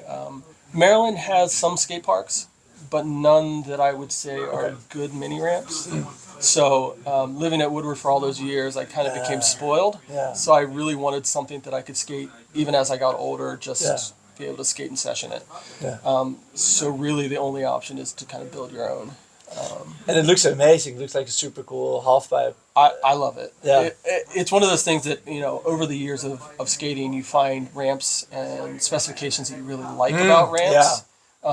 Down to the nitty gritty. And since I'm like a technically minded person, I'm like down to the radius of the ramps and bowl corners. Like all of it is made to what I like to skate. So some of it reflects mini ramps that I've skated in the past, and some of it is like ledge setups and arrangements that I really enjoyed from like the skate park that I worked at or wherever. I picked that inspiration from. So where did the name come from? Compound. I just made that up. Sure. It's one of those things that whenever you, the idea of when you buy land Yeah. and like you're kind of out in rural areas, it's like you're building a compound for like-minded people. Like it's the whole encompassing of like all the things that I like to do. And to have that outside my dining room window is phenomenal. I cannot complain. Do your kids skate there? They do. Yeah. I have 4 girls. They all skate, but none of them are to the level of like wanting to fall. They don't like falling. So they're at the rink level of like, we'll skate at the rink and they'll skate around it. Like in the mini ramp, it's big enough that they can just skate in circles down there. So I think they'll probably continue to skate, but they just haven't seemed to find the drive that I had when I was younger. Of course. And, being a parent, I love to see them skate, but I don't want to be that parent that's like, you're going to skate and you're going to do it this way. Like, I'm letting them find their own things. Yeah. What year did you start the first, started with the ledge? No, like a it started mini ramp. Started mini ramp. Okay. Yeah, it started mini ramp. We started with a 24-foot section. Mm-hmm. What year? I want to say 10 years from now. So 2015. Okay. 2015, 2016, right around there. I started with that section because we bought the house specifically for me to build a ramp. Yeah. So we bought the house and then I started building that ramp pretty soon after. Wow. And it's literally just building sections of it weekend after weekend. So it adds up also like in your life a little bit when you're like first you're like preoccupied with like your own career and then Woodward. Then you're like I need to do like the school thing. Then I need to do like the wife and kids thing. Yes. And as soon as you have like the house to do that, and the kids are like a little bit older, then you're like okay now I'm gonna build a ramp. And then the ramp. I mean you say it's never finished, but once it was there, things start to like, okay, then you have a little bit more rest because you got that thing out of your system. You'd think so. Bit. Yeah? No. For the last, then you start drawing. For the last 10 years, I've literally built section by section, almost every weekend, building something, adding new features. Whoa. And like, the last thing I built was like, so we have the ramp in the center. On the back end was a smaller section with just grind boxes. Mm-hmm. So I expanded it like another third bigger. Yeah. So like I keep adding stuff. I really get on these building things, like things where I'm like, okay, we got to do this. Yeah. And I'll get these ideas of things I want to build because I want to skate them. Yeah. And I'll do it in a weekend and then everybody has it to skate. Yeah. So, and I don't see myself stopping anytime soon. So, really? Yeah, I probably should. Well, you have you have a lot of land, right? So I have enough. The picture that I've seen, you could like triple the area, maybe. It's deceptive, but yeah, I have enough land where I can keep building. Yeah. But I'm lucky that my property ends. The ramp's like right at the edge of my property, and the woods are someone else's property. Yeah. But they'll never be built on, so it seems much bigger. Nice. But it's really ideal for what we want to do. So. You should charge an entrance fee and make like a faction skate park. I should. I should. Make it like publicly accessible. Get some permits. It's always... we don't want to do that. Okay. It's always one of those things that it is... rollerblading or inline skating is such a a passion in my life that I want to be able to do it at any time, whenever I can, and like I still want to have that fun piece of it, where it's still like pure and it's a hobby and it's a thing, and it's harder to do as you start a company and do things, but having a ramp in my house is part of that kind of dream of like I still want to be rollerblading, I want to be doing these tricks, I want to be having fun with my friends, so it becomes a nice hangout space, and I think it'll always be that. Regardless of how the company is or what goes on in the industry, I like it to be a place where people can come, not just people from my company, but industry-wide, people can come visit, people can come through whenever they want. I'm pretty open. So in that compound, riders were coming in to just hang out and skate, and then of course you're gonna say like, look what I draw yesterday. Funny you say that. And you get them involved in that way, or No, I honestly, I think the people that ride for me, absolutely, they're intimately involved in discussions about what's working, what's not working, and all that kind of stuff. But I do try very hard for the compound to be open to everyone. of course, Industry wide, Yeah. let people come through, skate if they happen to be driving through. Yeah. A lot of people have the misconception that, oh, that's faction headquarters. I can't necessarily go there, and Yeah. because I ride for this, I'm like, Yeah. I don't care. Like, it's not. Is this an open invitation to anybody? Anybody wants to call, just hit me up. How can they hit you up? You can hit me up on Instagram. And if they are aware, where are you located now? In California? Maryland. Maryland, yeah. Still Maryland. East Coast of the United States. So you grew up there, and then you went to California, and now you actually Yes. moved back Yes. close to your parents' Yeah. house. Yeah, absolutely. It's nice for the babysitting of the kids. Yeah. I moved back to the area. My wife is from the same area, and her family's all there. So Yeah. I'm like, if I'm gonna live here and not San Diego, I'm gonna have a ramp. That was just that was the rule. So no, everybody's welcome. They just gotta hit me up. Okay. I'm down for a session.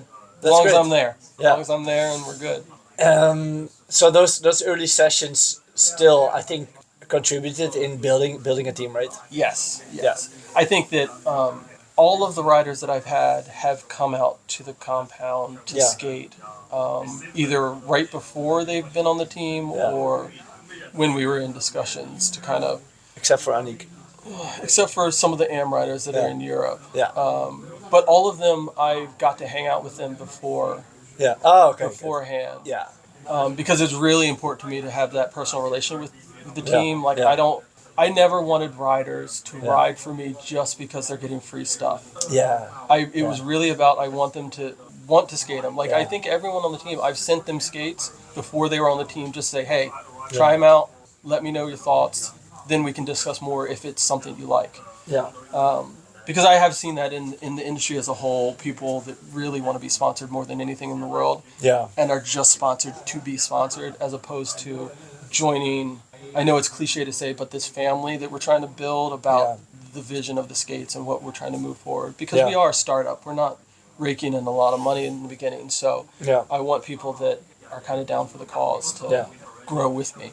And what is that vision of the for the skate? I want to be able.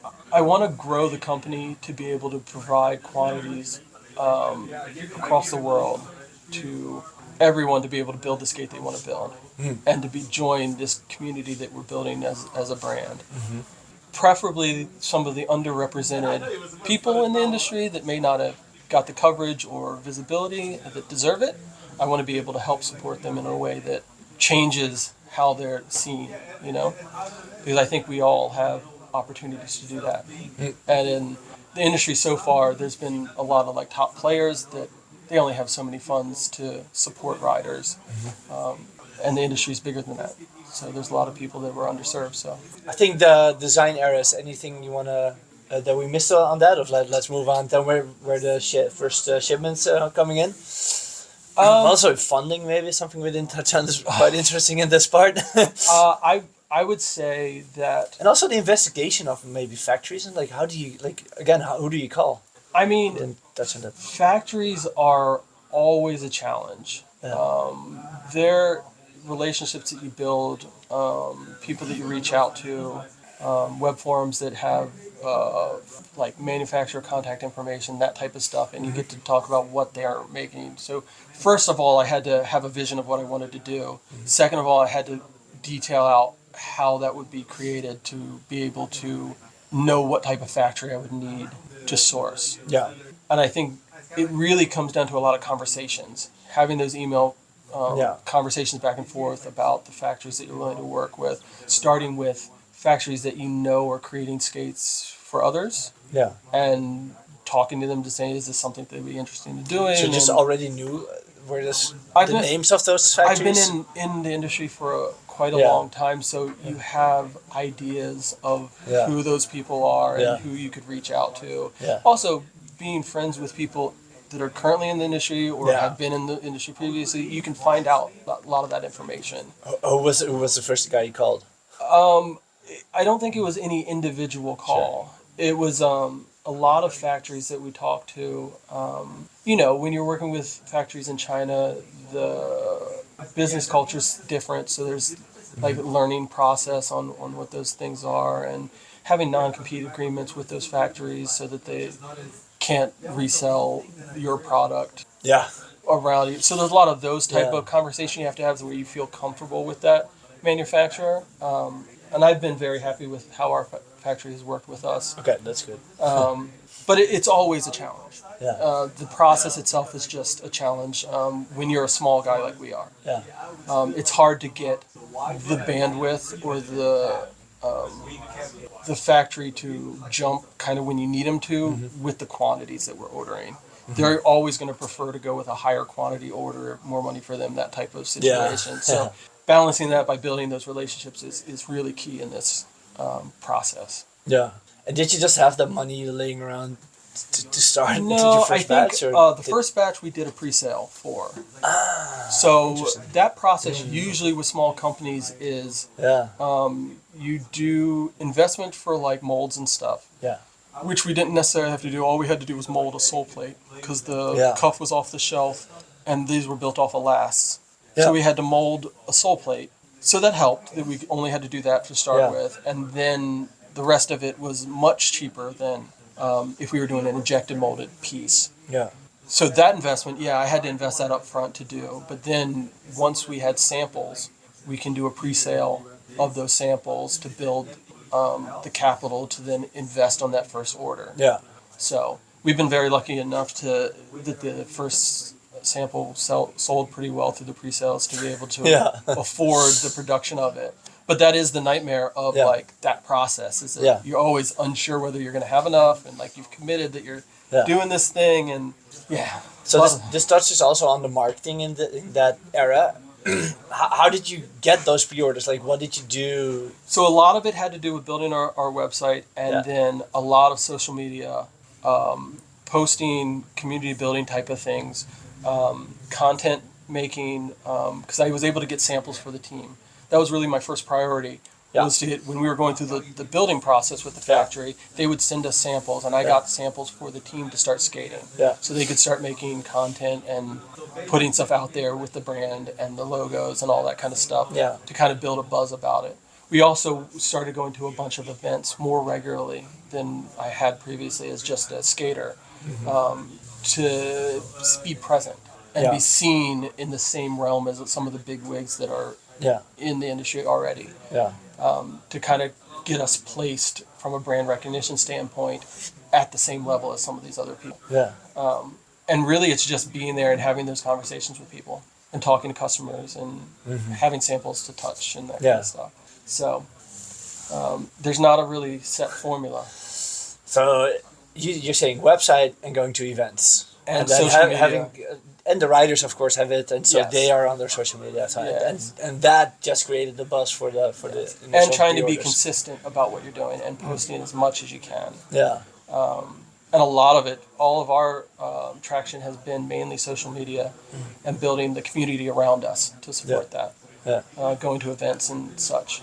I think one of the big things for us too was that I think that first year we sponsored Blading Cup, and I think we did Winter Clash that first year for us. And I think that we were coming out of a time in the industry where people were struggling to keep investing. Yeah. You know, like it was right before COVID happened, and people were just trying to hold on to what they had Yeah. because the numbers had been kind of declining, and then COVID bumped us up a good bit. When was the first release? When did the pre-order go online, and when did the first skates come in? I want to say 2020, May of 2020. That's when. We pre-ordered, I believe. Well, that's the perfect timing. Yeah, it was like right before COVID happened. No, wait. Wasn't May of 2020 is when it was like flaming. Yes, but it was the beginning of the flaming. Like things were going really well. Things Yeah. were bumping up because we were developing the skate for a while there, Yeah. and sales were starting to like tick up Yeah. because everybody was trying to get back to it or Yeah. what have you. Yeah. So when we launched, it was like right in the mix of that Yeah. we put out images and things moving forward. So. Yeah. Yeah, this is I think the perfect moment. If you're gonna pick any moment in history to launch a new skate company, spring of 2020 is a good one. And I would say a lot of it too was a lot of social media posting that we were doing. We were teasing things a lot, showing some of the process of vector work that we were doing, vector drawings of stuff we were doing, ideas we were posting, trying to get people to buy into the idea of the brand, so that by the time we got to the pre-order, it was like kind of already established. And since we're doing a 100-piece order, it was more of a boutique kind of sales process as opposed to being an established brand. Yeah, very cool. And then so the pre-order goes live, and then when did the skates come? It was 3 months, so it was a pretty Pretty long, pretty quick, but longer than I'd prefer. Okay. I struggle with doing pre-orders. I don't like doing it. No, it's such a commitment. Especially with shops, it's a nightmare because their money is tied up into that because we're not necessarily doing terms for people. And if people don't understand, usually shops don't have to put out the money until the skates are ready to come in. And as a small company and we're building pre-orders to pay for it, we can't do that in the beginning. So my goal is always to not have to do pre-orders. But sometimes when we're launching a new skate, they're unavoidable. Because we need the capital to be able to funnel it into the skate production and keep things rolling. So some of our orders we haven't had to do pre-orders. We just put the money out for them and then sold them in their live.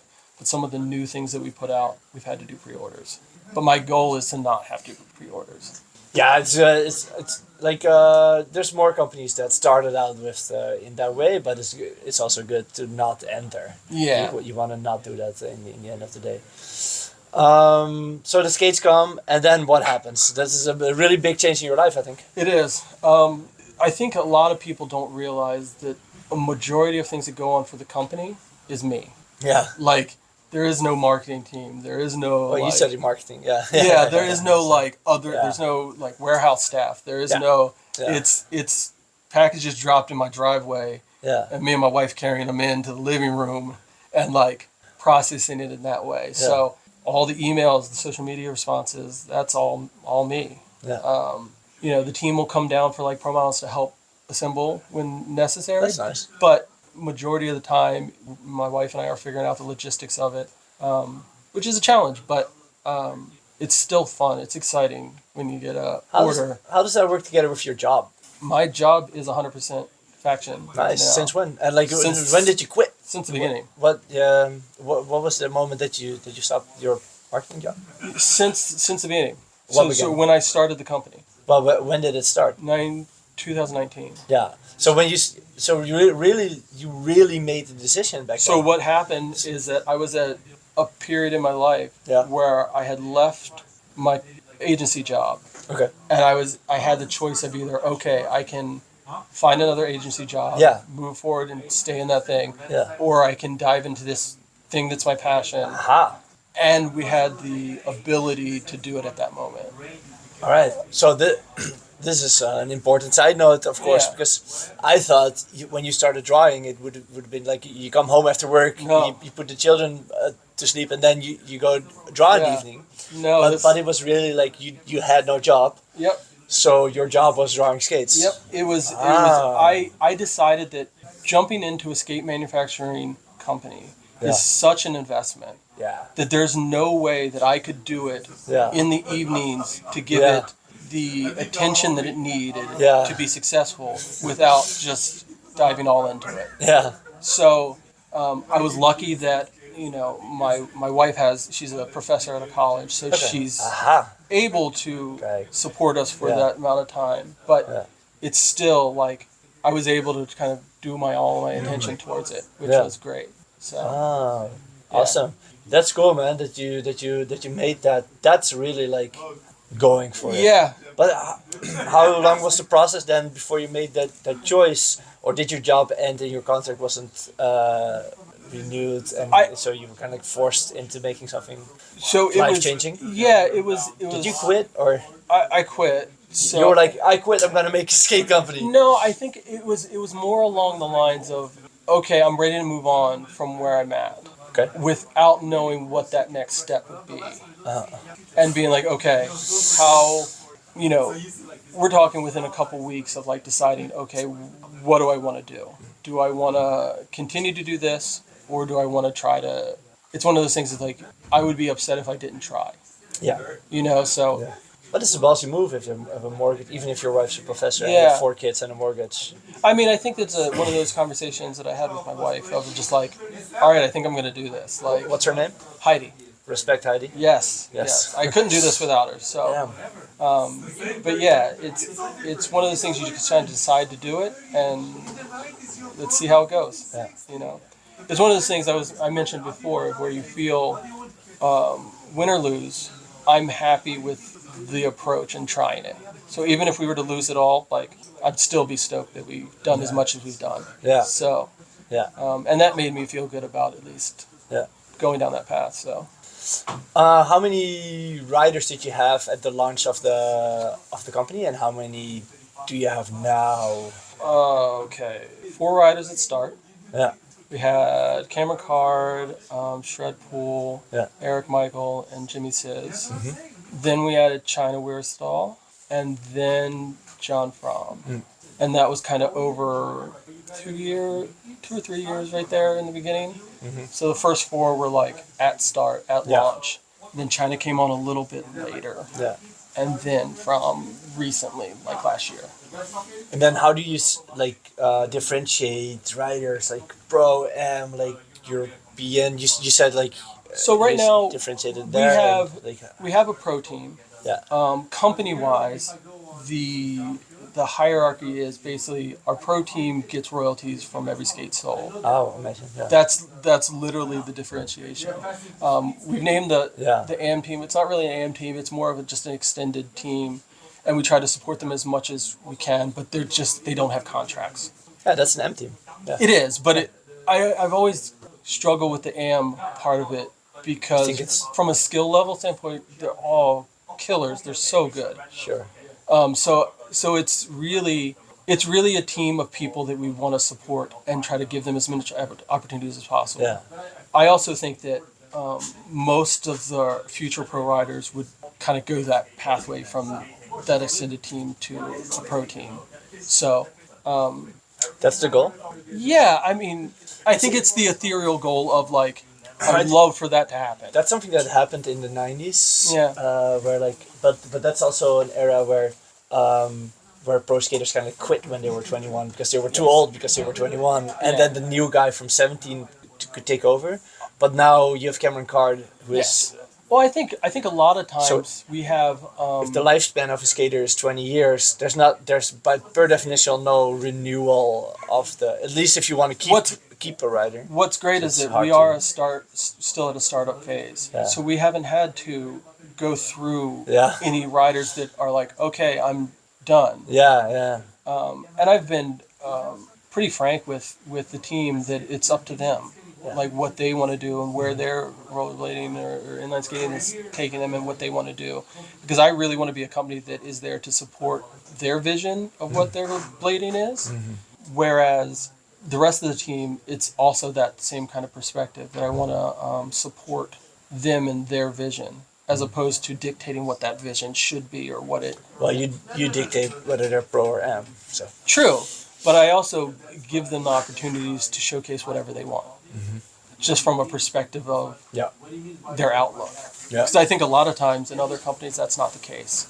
that you kind of have to fall in line with what that company's perspective is So to be successful. if there's there. no guardrails in the selective process for riders, what is it? Just only your familiarity with them, and you're like your I think- bug? That's the I sole think thing? as a company owner, there is a threshold from just an ability standpoint Yeah. that you can't necessarily ignore.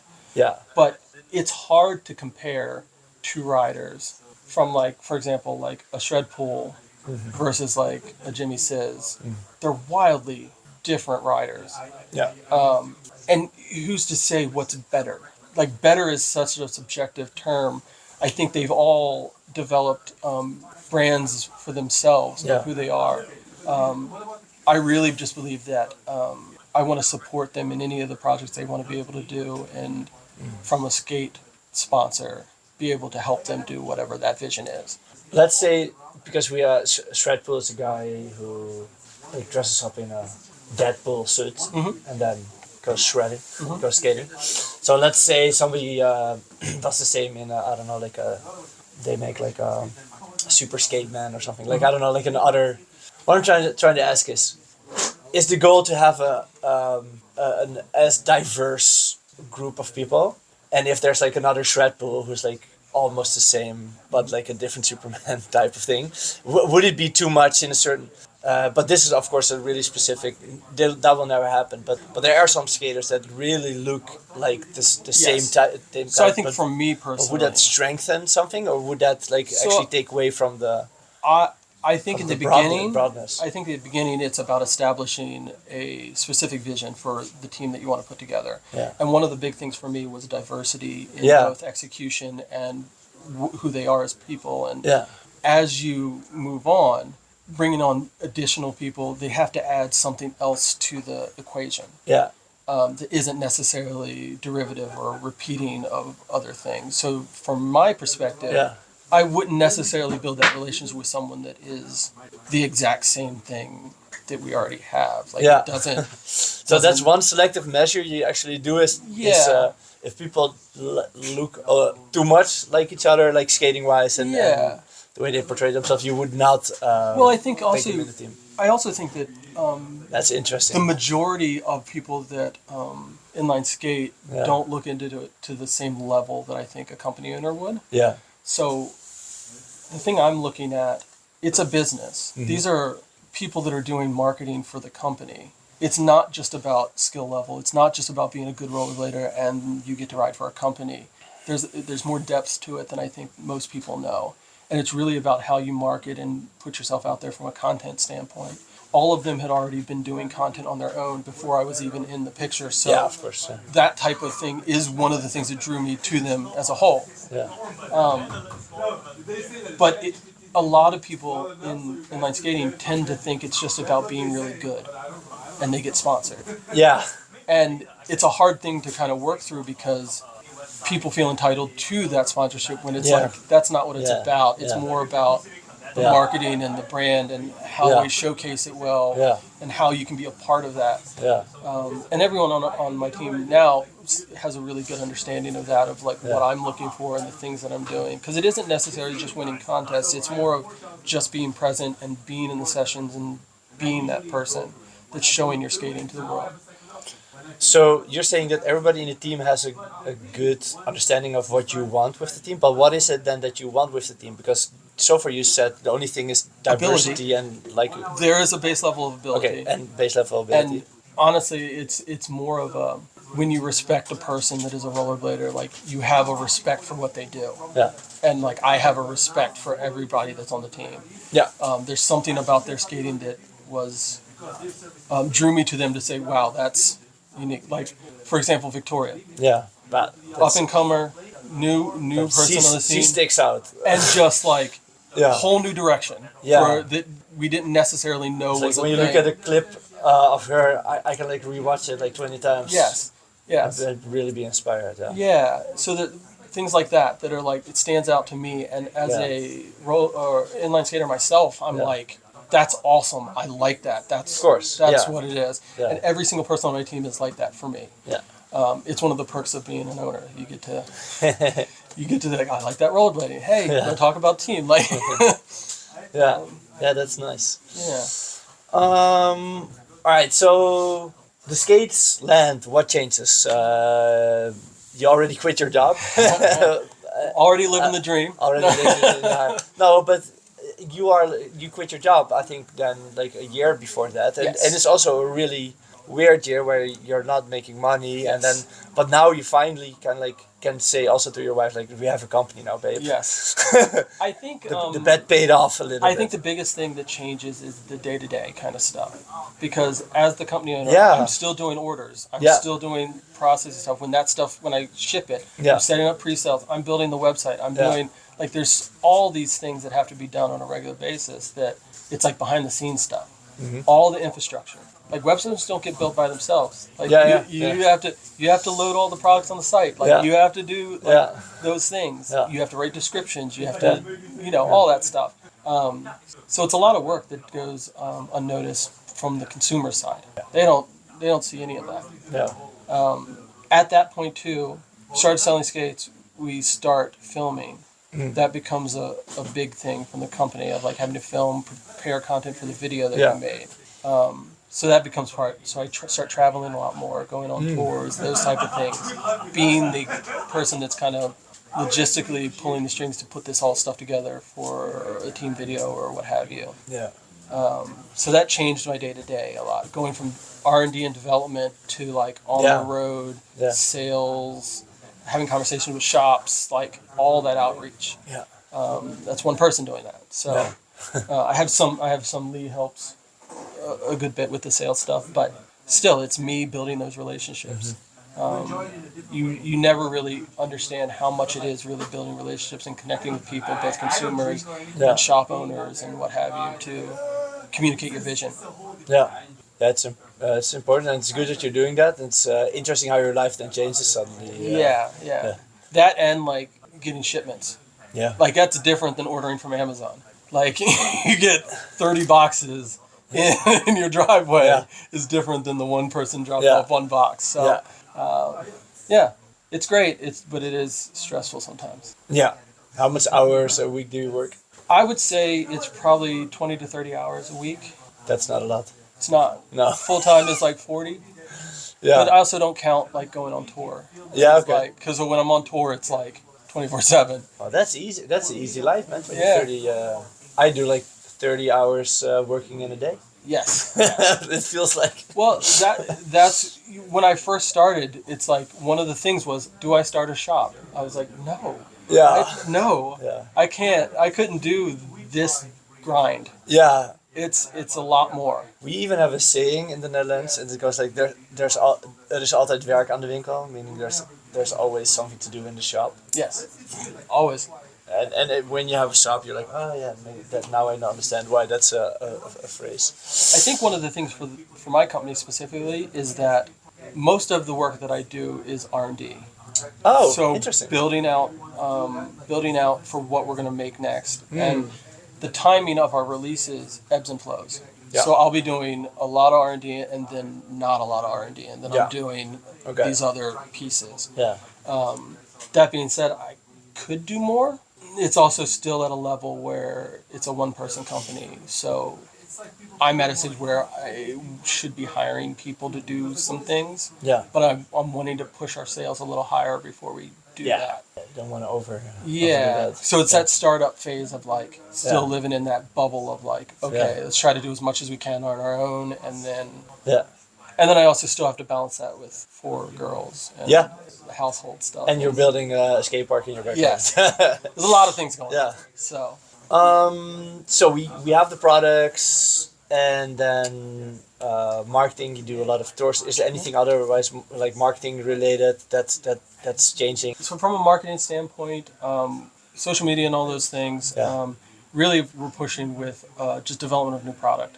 Yeah. As we improve the product, each release we do new things, updating hardware, changing cuff arrangement, all that kind of stuff to just improve it as we go. One of the things that we're pushing right now is we're developing our plastic boot. Yeah. Our hard boot injection molded boot. We'll be announcing it at Winter Clash. This or tomorrow or whenever. We have a couple days. We're really excited to do that because it is our entry price point. We're looking to be around between 220 and like 250 US. Nice. It's a good price. Entry price point. Compared to our other offerings, it really fills out our product line. This last year, a lot of new skates have come out, a lot of new plastic boots, but I think we can differentiate ourselves a good bit because it'll fit like all of our other skates, but just give people that option they're looking for of a hard boot. So I'm super excited about that. I have seen Victoria skate on it. She was here in Amsterdam. And I like the similarities in the design. Does it have the strap though? It doesn't. The first one, I don't think it needs. The first one that comes out won't have that, but it is something that in the future, future pro models, depending on the rider, what they like. I'm not a fan of these straps, so also like aesthetically, I prefer the look of a skate without this strap. So if you look at this line here and this line here, the hard boot's gonna have the same lines and even the same pattern. It was one of those things. It was one of those things. I think that's really cool. Yeah, it was one of those things that we have a silhouette that works. This is very specifically a faction skate. And one of the things I wanted to avoid with a plastic boot was people having the conversation of, oh, this looks like that skate, or it's this other skate. And now it looks like a faction. And it's like, this is a faction. Through and through, that's what it is. So I'm really proud of what we came up with the hard boot, and you know, I'm excited for people to see it. Well, this was going to be released after Winter Clash, so we can pretend that it's already out. Yes. So you don't have to hold anything back. What are the differences between the hard boots, like fit-wise, maybe flex-wise? So we are, when we were building the plastic boot, we were aiming for the same fit that this has. This being a soft boot, it's going to feel different. Of course. But the plastic boot has a slightly longer toe, so it should fit a little bit more generously than these do.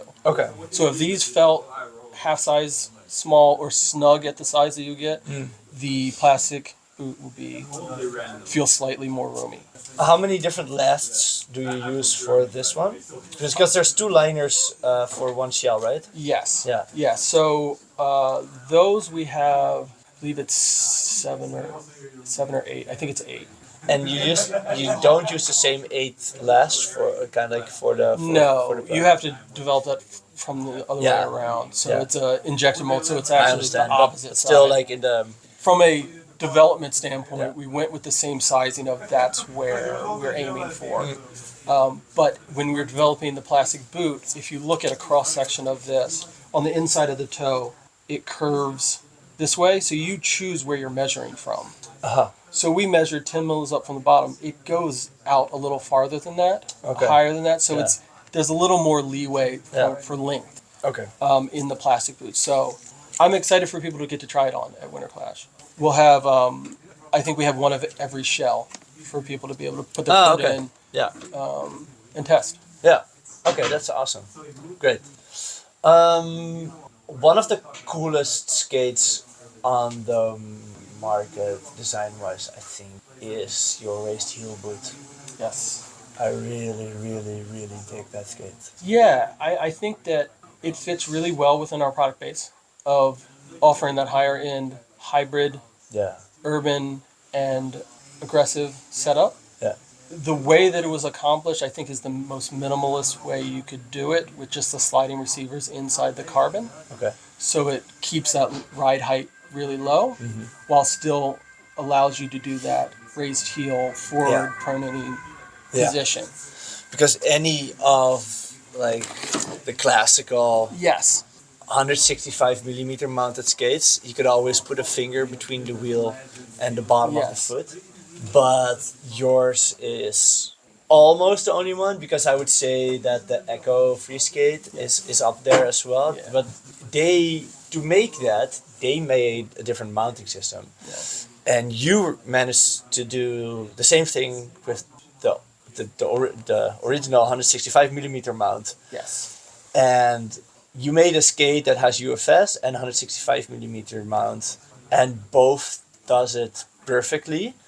Not only does it perfectly, but one, like the 165 millimeter mount, does it better than any other 165 millimeter mount on the market. So you made a hybrid skate, where hybrid skates normally are like a 60% version of the one thing and a 70% version of the other thing, and then you can do both, but both is not ideal. Yes. And you actually managed to do one thing that is 100% this thing and 150% the other. So I think that's amazing. I'm really happy with the solution that we came up with. I think that, there's always trade-offs that you have to do in manufacturing, but I think that we've minimized as much trade-offs as we can. Yeah. I think the way that we do aggressive on it combines a riser and our standard sole plate. Yeah. One of the things I'm most proud of is that it still fits within our ecosystem of products. So all of our standard sole plates fit on it to be aggressive. Yeah. There isn't a new form factor for it. It fits within everything else. So I'm really excited. I'm actually headed to China to finalize all of those right after Winter Clash. So then, when is production ready for this one? They're in the middle of production right now. Yeah? So I'm going to finalize. I can't wait to have that skate in the shop here. Yeah. I'm excited for it to be here. And it comes with the endless frame? You can buy it either complete with the endless frame, or you can buy it boot only. Yeah, I think that's also really cool. Like from my perspective as well, like the brands you're working with, like I skate the wish frame and you make a boot with the wish frame. And in every video where I'm talking about aggressive frames, I'm always really advocating like take a high-low frame because you have this extra space, so why not fill it up with the wheel at the top? Yep. And then like frame-wise for the big wheels, you also do the same thing with the endless. I also think is one of the brands that are the most like pushing it. So I think you make really well choices in that area. I'm really excited about the partnerships that we've been able to maintain with these other companies that are already doing their specific niche like really well. Yeah. And we're just trying to bring a boot that suits it and plays well with it. Yeah, I'm excited to get. So when is it gonna land at this Soul? The how do you call it? The big wheel urban freestyle. Right now it's an urban V1 CC. You call it urban V1, yeah. Yeah, CC because it is. So you cannot skate it outside of the city. No, only city skating. But it's specifically a pro model for Cameron Card. Oh really? Yeah, he's the one that kind of initiated that because it fit where he was at rollerblading at the moment. Like he's really into big wheeling, city skating, and like still does aggressive regularly. Yeah. To find that mix between the two. So I'm not quite sure when it'll land here, but I'm going to China right after Winter Clash to finalize all of that. So there might be an opportunity for it to be direct from the factory to you. Okay. That's good. Yeah, if it's possible.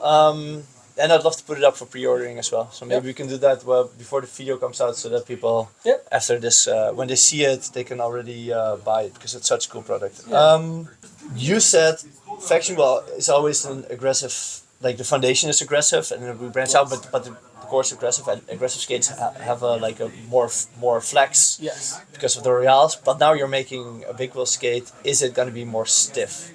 Yes. Or how do you talk about stiffness in this big wheel? With that big wheel skate, it has our updated frame, or updated cuff. Okay. It has it's a slightly stiffer plastic, but it also has that new geometry to fix some of the overly flexible forward flex issues that we might have had on some of the other ones when used in that application. I'm really happy with how it's turned out so far. With we have an adjustable high-low cuff. Sure. But the cuff height doesn't say that much about. It does, though. As we thicken that front band, it on the low setting it runs into the boot, which slows the articulation for the forward flex. Yeah. And with it being a stiffer plastic, it helps support the ankle a little bit more in those big wheel applications. Yeah. Very cool, man. Super excited. Are there more things that we need to touch on before you wrap it up? No, I think we've covered a good bit. Yeah. I think we're always going to be improving the product. There's always things in the pipeline that we're working on. But that is our goal, just try to make things that people enjoy skating. So. Yeah. Well, you're doing it. Thank you. It's working. And sales for faction are going good, so I think in the future as well, especially with those new dope products that you're making, it's gonna be out there. So check it out, of course, faction. We have it at This Is All Skate Shop. We have multiple stores that you can go to, and we have a web shop, of course, on businesssoul.com. See you guys in the future, I guess. Clark, thank you so much for doing this. If you like content like this, subscribe to the channel. Make a new video every week. So I'll see you guys in the next one. Bye bye. Thank you, Clark.